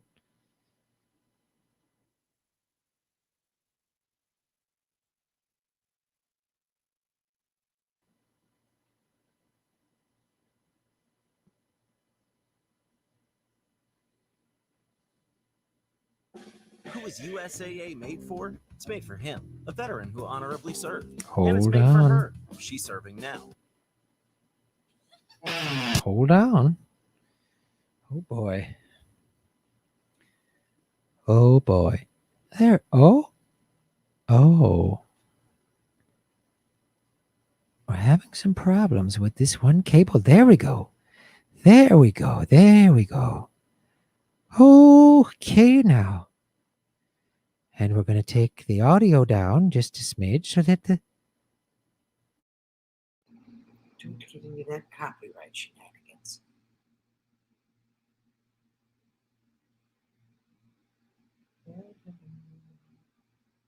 This song is dedicated to all the mom and pop oil companies. Hungry, drilling for oil, nature's candy, nature's nectar.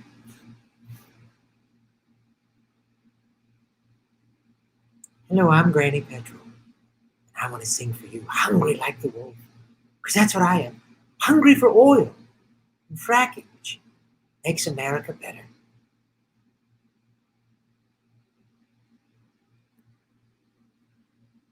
Granny Petrol out.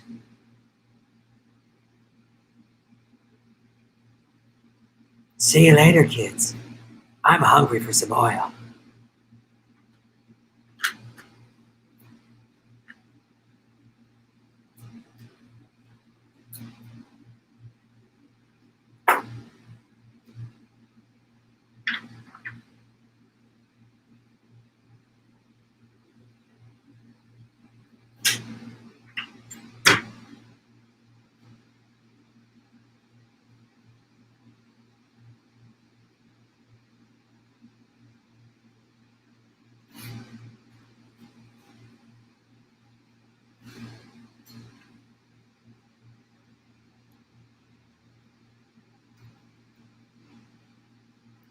What's up, everybody?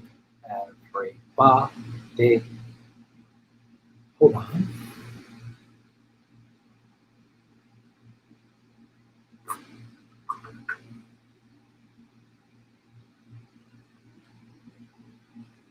Hello, hello. That's our show, ladies and gentlemen. That's life. That's what people say. You're riding high and ain't shut down in me.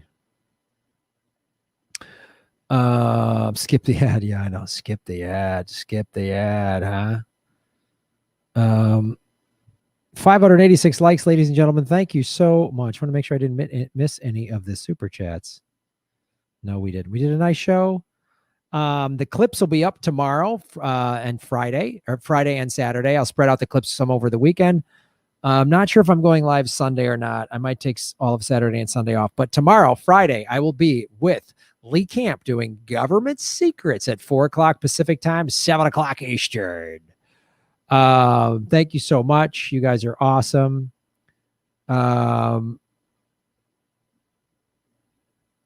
Mock Constitutional Convention. Look into that.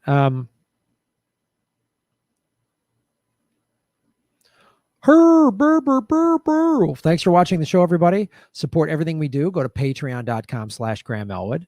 You get early access. So what I do is I take the audio from this and I make it a podcast. So it gets released like a week or so later on iTunes and Spotify, but you get it immediately if you're a $5 member on Patreon, or if you're a Rockfin Premium member. And you also get the full video of this whole stream. I take it off the archive of YouTube as soon as I'm done recording.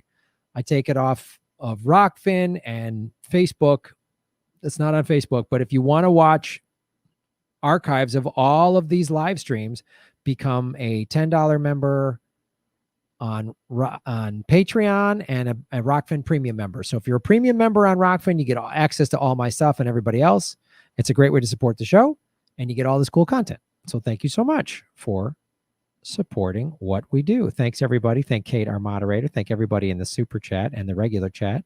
Really appreciate everybody watching over on Rockfin and on the Facebook. Really appreciate it. Cool to see everybody here. Go Denny McCartney. Everybody else over there at the Rockfin. Thank you for watching. Thank you all. Good time. So the clip, and I will release the interview with Ryan Knight. I'll probably break it up into 2 clips. One talking about moving for People's Party and one just talking about what happened with this election. So you're the best around. Nothing's ever going to break you down. Shave your knuckles for justice, ladies and gentlemen. You might get them great again. We'll see you tomorrow at 4 o'clock Pacific time with Lee Camp and Government Secrets. Make Gotham great again. Shave your knuckles.